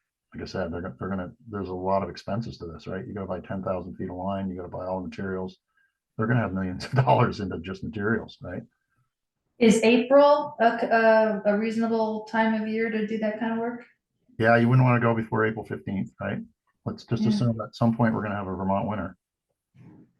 Well, I mean, the only, I- I mean, the downfall with that is school's still in session, Well, so that's- you have all the school buses Oh. versus school summertime when you don't have as much school traffic, but then you have A lot of tourists. other traffic, right? Well, and that's a really valid point, you know, we may say there's issues, you know, in terms of phasing, we're gonna allow the contractor to come to you with a phasing plan, but there's certain pieces they can't do at certain times of year, right? There may be certain, and that's a very valid point you have, right? Are there things that you do that are gonna rub flow of traffic to school? Probably not. Until June 15th or something. Starting to get punch happy. That's Okay. not where we're at in the 60% review, but it's a very good point, right? I think Steve, your plan of going across and capping it seems like the logical way to do it instead of ending before the intersection. I think going across is the way to go. I mean, we have to cross at some point. The question is, do we do it in this phase or do we do it in the next phase? And I'm cognizant of how much disruption there's gonna be along these two blocks when we actually do it. And we're gonna shut this down. There's no way around it for some period of time. How do we get traffic at that point through? I think if we can get to here, leave this intersection open, it gives us a whole bunch of alternatives that we didn't have otherwise. Yeah. Okay. A lot of our complaints are traffic going through all these residential streets, right? The more that we have, the more complaints we're gonna get. So, hey, I know we're running short on time, so. Munsell, I just want to point out one thing here. Eric asked us to put this stormwater line in, right? I know, Joel, you had a concern about that. We added this week. You'll see, here's the existing line that comes along here. We proposed, Eric's asked me to include this as an alternate in the bid, and we're going to talk about that on Thursday. So I'm happy to do that. You'll have to, you know, come back, and if you guys want to do this as part of it won't be funded through DWSRF. It could be done by the contractor. We'd have to have a standalone piece of the project, right? It'd have to be funded by the town. Want their drinking water for this money, not clean water. But it's certainly doable, and we could offer it as an alternate, and it would be fairly, I'm not going to say it's seamless, but it would make sense to me. If you're going to tear the street up with water, you might as well put the stormwater in at the same time if you're really going to do it. Is that where we were gonna put some chambers too? Yeah. Down in there? So is he saying instead of the chambers to do No, he'd add them, he'd do them, two? yeah, because we Yeah. were gonna tie it into West Street. Okay. That was the, Well, I think, Michelle, you're thinking chambers that are underground that take the water and we don't have. Well, no place right, to we put were it. talking about putting Dry it wells. somewhere right Dry there in the wells. intersection. This Yeah, is well, not whatever. that. same thing we did out here on Main Right. Street. Yeah. Well, there's a big difference. Well, we also did the scoping study for the sidewalk too there, which we Right. haven't made a decision on whether we're gonna go ahead with that. That's again, more money. More money, more money, more money. Well, it would be helpful. I don't know those things. It would be helpful, you know, if somebody said, hey, we're going to build a sidewalk along here, it might help us locate these, right? Because my thought is we're going to make these open bottom manholes, right? And you're going to use them as infiltration galleries. And these lights will essentially The be open. sidewalk was on that side, wasn't it? I thought, Valerie, that the sidewalk scoping study was from West Street to West Pleasant was on the west side of the I think street. they're all on the same side. They're all on the same All side. ended up on the same side. East It is? side. All ended up On on the the east east side, side. okay. That was the preference. Okay. Anyway, we get together once a month and we go through these, and our next monthly meeting is Thursday. So if anybody's interested, or reach out to me separately, I'm happy to explain anything we have and take any input and make changes as we need to, right? So. Is that a meeting that we might have the tree warden, or would that be a separate kind of discussion? I'm gonna add that to our, how about if I add that to our, Valerie, how about if I add that to our Thursday agenda? Sure. I'm just not I sure. think what- this week's agenda is gonna be heavy on ordinance discussions. Yeah. Yeah, John doesn't need to be there for that. No, just figuring out the Definitely not. best use of his time, whether it's a Right. separate meeting to discuss the project. Right. Right. Valerie or Jill, do you guys want to take on service lines? Joel had asked about service lines. I'm looking at a picture of a service line on the right-hand side here. That, by the way, that's a galvanized service line that came out of Pine Street. That was about a foot long piece and you can't see daylight from end to end. Oh my God. Perfect. So we're down to 99 people that haven't responded, and 17 of those are inside of this project area. So we're narrowing down as far as inside of this project area. And so far there are 70. Well, there's 3 lead service lines and there's 67 galvanized lines in the entire water system. In this project area, there's less than 30. One of them is lead. There's less than 30 galvanized. So, yeah, that's what they look like. They look like garbage. They fill up with all kinds of stuff. They definitely turn into what I call the salt and pepper shaker. They get all kinds of nasty stuff stuck inside of them, so the flow comes down, and then then it just ends up leaking through their entire lawn and even a bit into their basements. So they're like, when we're doing the service line inventory visits, before you even try to put a magnet on it, you can see the water just kind of like, Right. Yeah, they're wet, you know, it's not the same as copper. Right. So when Jill is talking about these get crumbly, right? She's telling you about trying to hook into an existing galvanized line. Yeah. Oftentimes, right, these just break and you have to chase it for who knows how far sometimes until you find a place that's solid. It's that crispy. It's Mhm. amazing. Yeah, you knock that stuff off the outside and it goes all the way through. Yeah, exactly. Yeah, How you are people can't- even you getting can't knock those water clean. from that? They probably have really low water pressure. Right, so given Yeah. that, is the water that the particular homeowner is drinking, they're drinking water that's going through that line, correct? Yeah, they are. And Well, a lot of last the a Yeah. lot of the water that's going through the line is not even getting to their household. It's leaking in the ground. And there is a potential, if there was ever a lack of pressure, that the ground could get into their water. Right. You suck it This- in. This particular Eventually. homeowner, interestingly enough, you brought up a really good point. We talked to the homeowner about whether or not they had pressure issues in their house. And they said, yeah, as a matter of fact, we can only use one appliance at a time, like the dishwasher, you can't take a shower. I'm like, well, I'm pretty sure we know what the issue is. You need to replace your service line from the curb stop in. And they came out and took a look at this and said, oh my God. So I'm sure this is happening in a whole bunch of different places in town, right? So I think there's three of those left on the customer side on Pine Street, to my knowledge. Jill, I'm not sure we answered Joel's question on including the service lines within the project. It's up to you Well, guys. when you say including them, you mean like allowing the homeowner to replace them at the same time with, or giving them that option, not the town paying for it, right? That's all up In to you Middlebury, guys. it's all part of the project. They tell me, because eventually when they get every street done, everybody gets a brand new line and everybody pays for the lines. Because they're losing water. Here, we talked about working with the homeowner on a payment plan to replace that. And I'm good either way about it, but to me is if we got 19 of them, let's say it's $1,000 to, you're talking $8 million project and 19 of them got to replace for $1,000 a piece, you're talking $19,000 over. Yeah. I mean, if we're leaking, Guys, we don't, did a Pine Street, It's not and Joe 1,000. keeps telling us we're still, our pump times are about the same, maybe a little bit less. But we need to go all the way, basically almost to the faucet.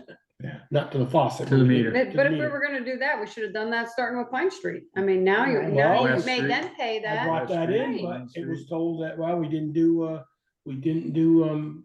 what was saying, Valerie? The, easement, all the easements we had to have to dig up on their front lawn. That's right. And I remember they used to pull them. They'd hook on and go in and put a roll of copper in the basement and hook onto it and pull it right up. Sometimes it works. Sometimes it works. You don't know until you try it. If it doesn't work, well, guess what? We're digging up your lawn. I think saying to the homeowners, like, it will only be this certain amount of money and we can do it all at once, I think they would do it. Like when you guys repaired the water main in front of our house on East Street, both we and our neighbor across the street both had the feeder lines redone by that company, Masterson, I think it was. And so, I mean, I think if you offer people that option and it's less expensive because the line's already exposed, I think they would do it. What does that do to the project, Jill, in terms of adding that in? So basically, adding that into the project means that Steve has to work with a lawyer, I think, and get you guys easements. He has to now include these areas into the environmental and the archaeological. So I think it adds like a significant amount of design and legal costs to your waterline project versus you guys maybe having some type of thing where you're encouraging the homeowner to contract with Same company. Yeah. whoever to replace their service lines, because they probably all 70 that there are in the system are probably leaking pretty awesomely well.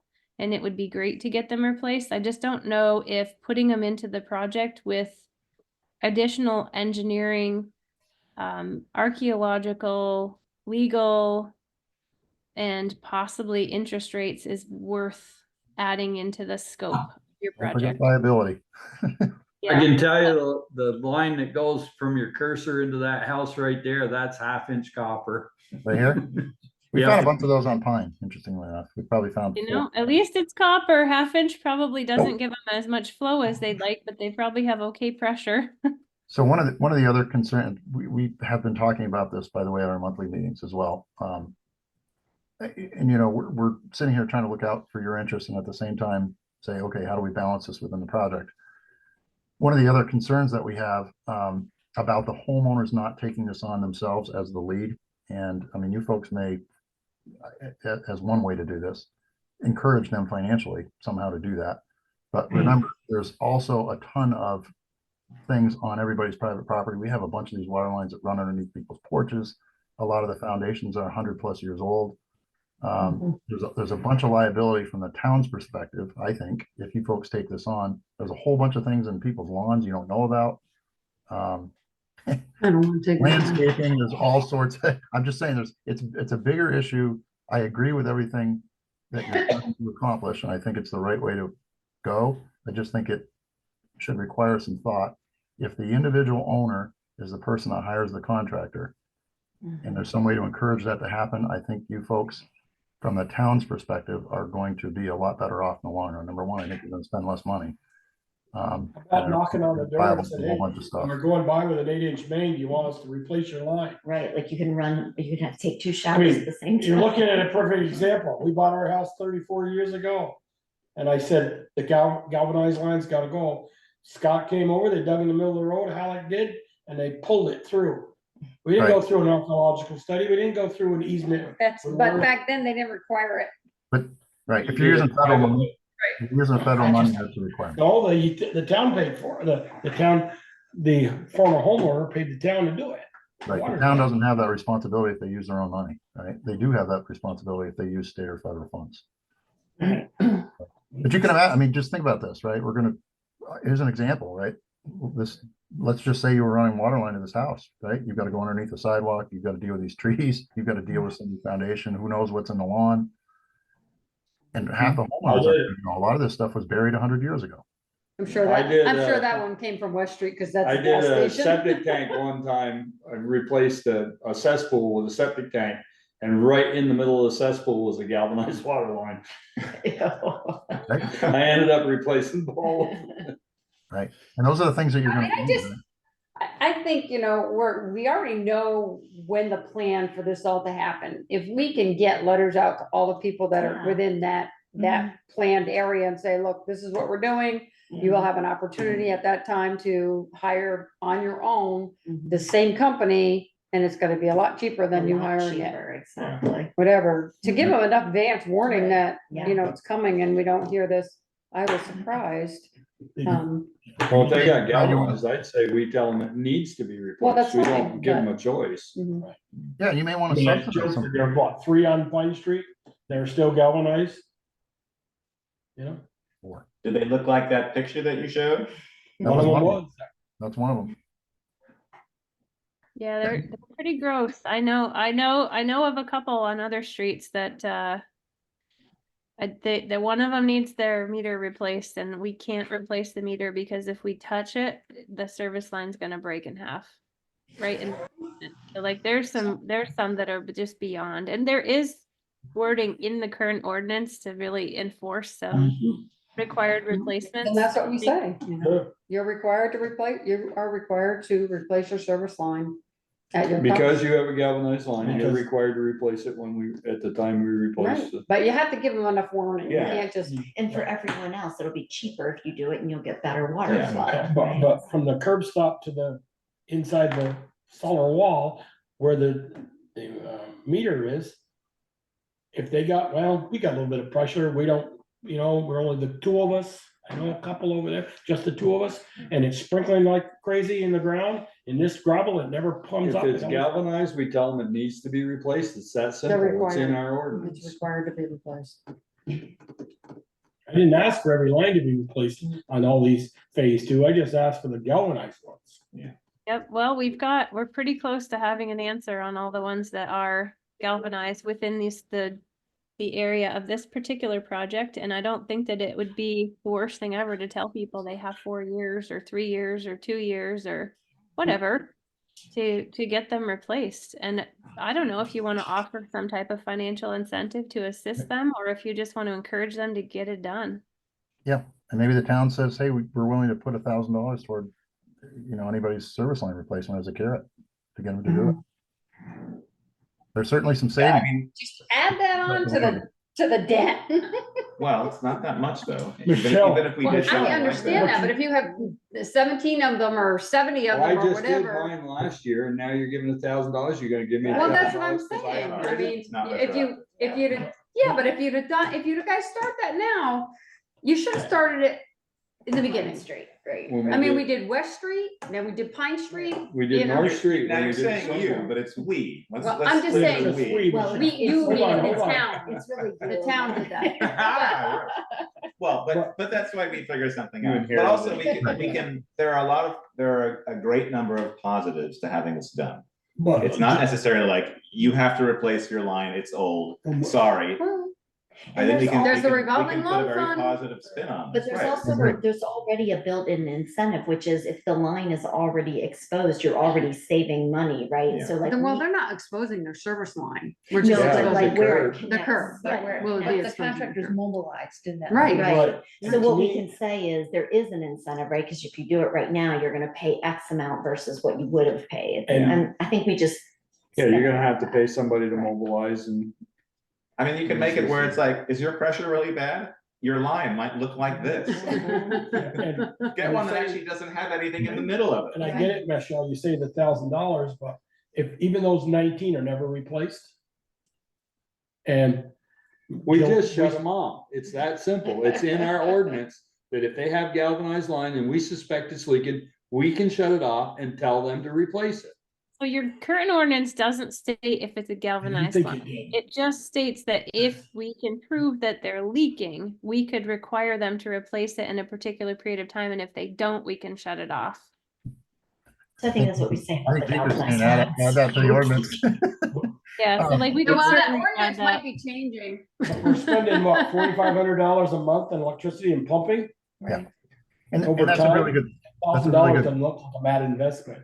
that's a good point, Joel. I mean, you know, if you're not, let's just say we're able to offer something for an incentive for these folks. If you don't do that, you're gonna pay for it on the operation side, right? So Michelle's line springs a leak out where she is. It's a private line. You're gonna give her $1,000? She's not paying a water bill. You might. I know. And this is not taxes. It's just an idea. Okay, time Yeah. check. Time check. It was time check an hour ago. Thank you very much, everybody. Looks Thank great. you. Thank I you. did, it's Thanks, Steve. frustrating. No questions. Thank you very much, Steve and Jill. Yes. Good night. Good night, everybody. The Oreo that he's holding.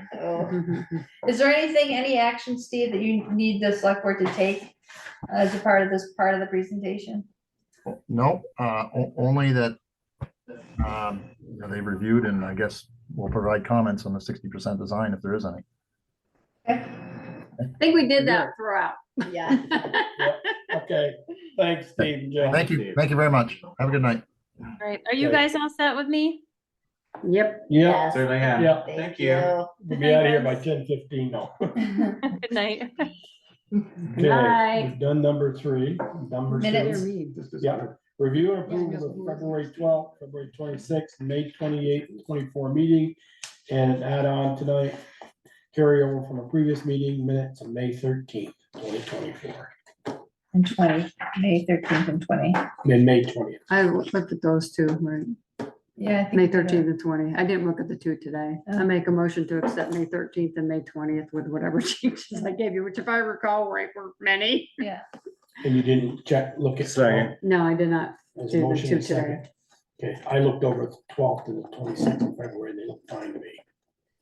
So, but we'll just add those 2 minutes. who seconded that? Peter, Thank you. all those in favor?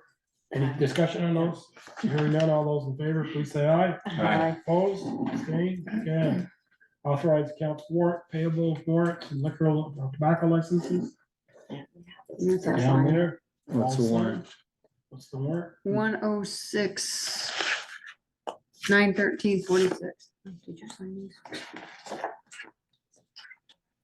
Motion to accept. No, that's it. Okay. All we have to do is read it. Read it. Okay, select board roundtable, Ian? Update on the bus shelter, met with TDT and property owners over at Stony Hill Business Park, and they will be taking that on and working with TDT to put in the second shelter that we received. From them. Which So that- business park? Stony Hill. Oh, Stony Hill. Yeah. That's not what I thought you said. What I did I was like, say? where the hell's that? I don't know. I thought you It's said a Sunny Hill. It's a third business park we put in that no one knows about yet. Yeah, so they're gonna work on that. David Lozorko and Harper will be working to have that installed in a location. So that's great. So we'll have 2 bus shelters. I continue to work and try to figure out if we're able to get a shelter on Park Place somewhere. So I continue to work on that. I'm also working on a project which we discussed previously, some safety upgrades to the town offices. I've met and chatted with a few people, and we'll maybe have something to present in a couple of weeks, just some ideas to go forward. And that's all from me. Okay, Michelle? The only thing I will say is Ian and I actually talked today about the subdivision regs. What did Correct. Kevin say? He's gonna put it on his next meeting, Kevin Correct. Hansen. So So- it was last left with the planning commission, who approved our changes for the updated unified development regulations. And there had been discussions about how permitting was going to be handled with ADUs in terms of things clashing with going one direction and then having it turn into an ADU with new construction. So we're gonna try, I think the planning commission Kevin's gonna put it on his agenda, and he's gonna discuss that. Michelle and I will probably attend that, perhaps with Kevin Brown, and sort of hash out a possible solution. That means it will then come back to us for that final approval, and then I think final public, because that needs to be on the August 13th ballot. Right. And there isn't a tremendous amount of time between now and No. August 13th, so, Because we have to do an open meeting. correct. Public Yes, meeting. and a public meeting for people to discuss it, and then if we have no changes, then it would go and be put on the ballot for voting. Mhm. But everything else, it's just a couple of little things that need to be worked on potentially, but that's almost ready to go and get Wow. voted on. It's great. Okay. Anything else, Michelle? No. Jessica? The Bicycle and Pedestrian Safety Committee wanted to hold a sort of snap meeting, like unscheduled meeting last week, to try to vote on some of the things that Valerie had been working with them on, but they weren't able to get enough people to attend. And I tried to vote, but I'm not really a member of the committee, so they weren't counting me. And Well, don't they have to notice their meetings? they do. They did. Oh, okay. They did Yeah. that. It's at least 48 hours. Okay. Right, And but they did it's sort of an ongoing problem. Right. And so they're going to try again early next week. So we'll see if they're able to do that. And then for the library, you guys already know the things that they're working on, but they are going to come back to the select board with that outdoor space that they had The talked about with the classroom. ARPA money, right? So that they can run programming out there. So I don't know if you all know, but their summer camps are free. So, you know, normally a week at summer camp is like $250 odd for a partial day. Mhm. That's a lot of money if you imagine all the weeks in the summer. So those camps are free. So, you know, if they can expand their offerings, that's really great. Direct competition with our rec. No, there's a huge wait list for the rec department. There's no competition. There's more That's than good. enough kids to go around. So anyway, they'll come back when they're ready with that, hopefully like in a month, to show just some initial ideas and get feedback. And for the library, we're still waiting on the quotes from the 3 contractors that we spoke to regarding energy equipment updates. And we're still waiting on the MERP assessments. Right. And hopefully we should get those soon. I'll follow up. No, we have something we have to do with the porch there. Yes, and that's an Yeah. RFP. I'll have to clone myself. Mhm. Did you manage to talk to Frida about the RFPs? Is that something she can work on, since she's already involved with the, Yeah, we the other did, side we of did things? talk about that for Okay. other projects, but not the library specifically, because you and I had the Right. meeting. I have the information, so I just don't have the time. Okay, Okay. Anything What do you else? do with all your? can we, I well, blow so it up. for that, given that it's something that needs to be done, what's the best way? Can Frida and I take that on, something like that, using some RFPs that we've used before? Can you pass me the information? Because it's not a grant funded project, it's an entirely town funded project. It really is not a grant administration thing to do. But she is, I mean, if we can ask her. Okay. She is interested in taking on some limited project management aspects of some of the projects, such as RFPs. Okay. But that's as far as we've gotten. Well, I would recommend asking her about that. I'm willing to help, since I was involved with that project, just because I know that the library has been waiting quite a long time for that. So, and the steps look terrible. Oh, I know. It's painful. And I took a look at the steps, actually, you would say that terrible, and they do look terrible, but you know, are they in need of completely rebuilding or scraping and painting? My approach was going to be to do just what was done in front of Holly Hall. The same kind of material, the same general scope. I just have to put it together, and the dimensions and the materials and. Need a permit For what? to do that. We should have had a permit through Labor and Industry for the porch out here. Public building. They looked the Yeah. the guy that does our area was out, and one of the other fire marshals asked me if we pulled a permit, and I said, Okay. no, but he says, I'm not gonna rat you out. Public building needs required a state permit. Even for just repairs, not changing it. Doesn't matter. Gotta So get that dollar construction is so still we can public pay. building. Bristol Okay. Water Department bill. Or not. Do you pay that? No. Well, yes, if you wanted to pass that on, like Jess and I could take it on. Yeah. And work on the RFP for that. if you'd like to Seriously? say. Sure. I just, Okay, done. I have a Okay, couple good. quick Yeah, things. pass me all the information. you have. Congratulations, you just gave something up. delegated. We have so many RFPs that we can pull from in terms of what Or you've at done least come up with before. a draft. Yeah, right? And then exactly. you just look over it. Yeah. Yeah. Valerie's, we have Eric, have any intentions of cutting I noticed a few of the ash borer trees that are just completely gone. They're working on it. Eric is meeting with our ad hoc tree committee of Josh and John and Meredith.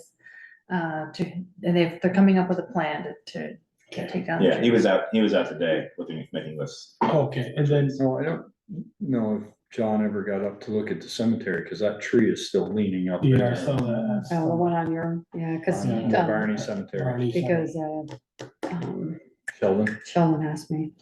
I said, you better talk to Peter, because he knows way more about it than me. Yeah, And then- I think it's a danger because it's. Well, that's what he broke off said. and It's gonna take out some more Yeah, stems. And Valerie or the board, are we not gonna have time to do sidewalks this year? Well, maybe in the fall. Okay. But yeah, that one, I know like West Pleasant, but here again, if we gotta dig up down through there. well, the next one on the list was gonna be Garfield Street. Mhm. And I actually measured this physically walked the sidewalk and measured certain sections before I lost my keys, but I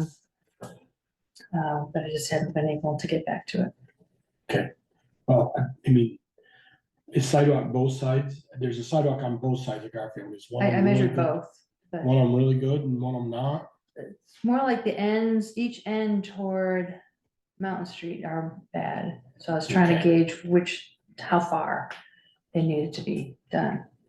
But Yeah, I guess it's the sidewalk down by Bristol Market. Is there a sidewalk under where Yeah. they park those cars? Yeah. People park over the top of it. Yeah. Yeah. Even though there's a sign that says, please don't block sidewalk. Well, Compact cars only. Because, you know, the Chris one can take down care of that. from Munsell Avenue going east on West Pleasant on the south side is Oh, I pretty know. bad. That's really bad. I completely agree. So, Yeah. And then I got a little update on the Warren sidewalk. Did I send you guys that stripe Yeah, in Mhm. the road? And from the administrator said, well, a lot of people don't understand it yet. It's, hasn't slowed traffic down much, but people do walk on the white strip, so. okay. Yeah, I asked how it was working and not very well yet.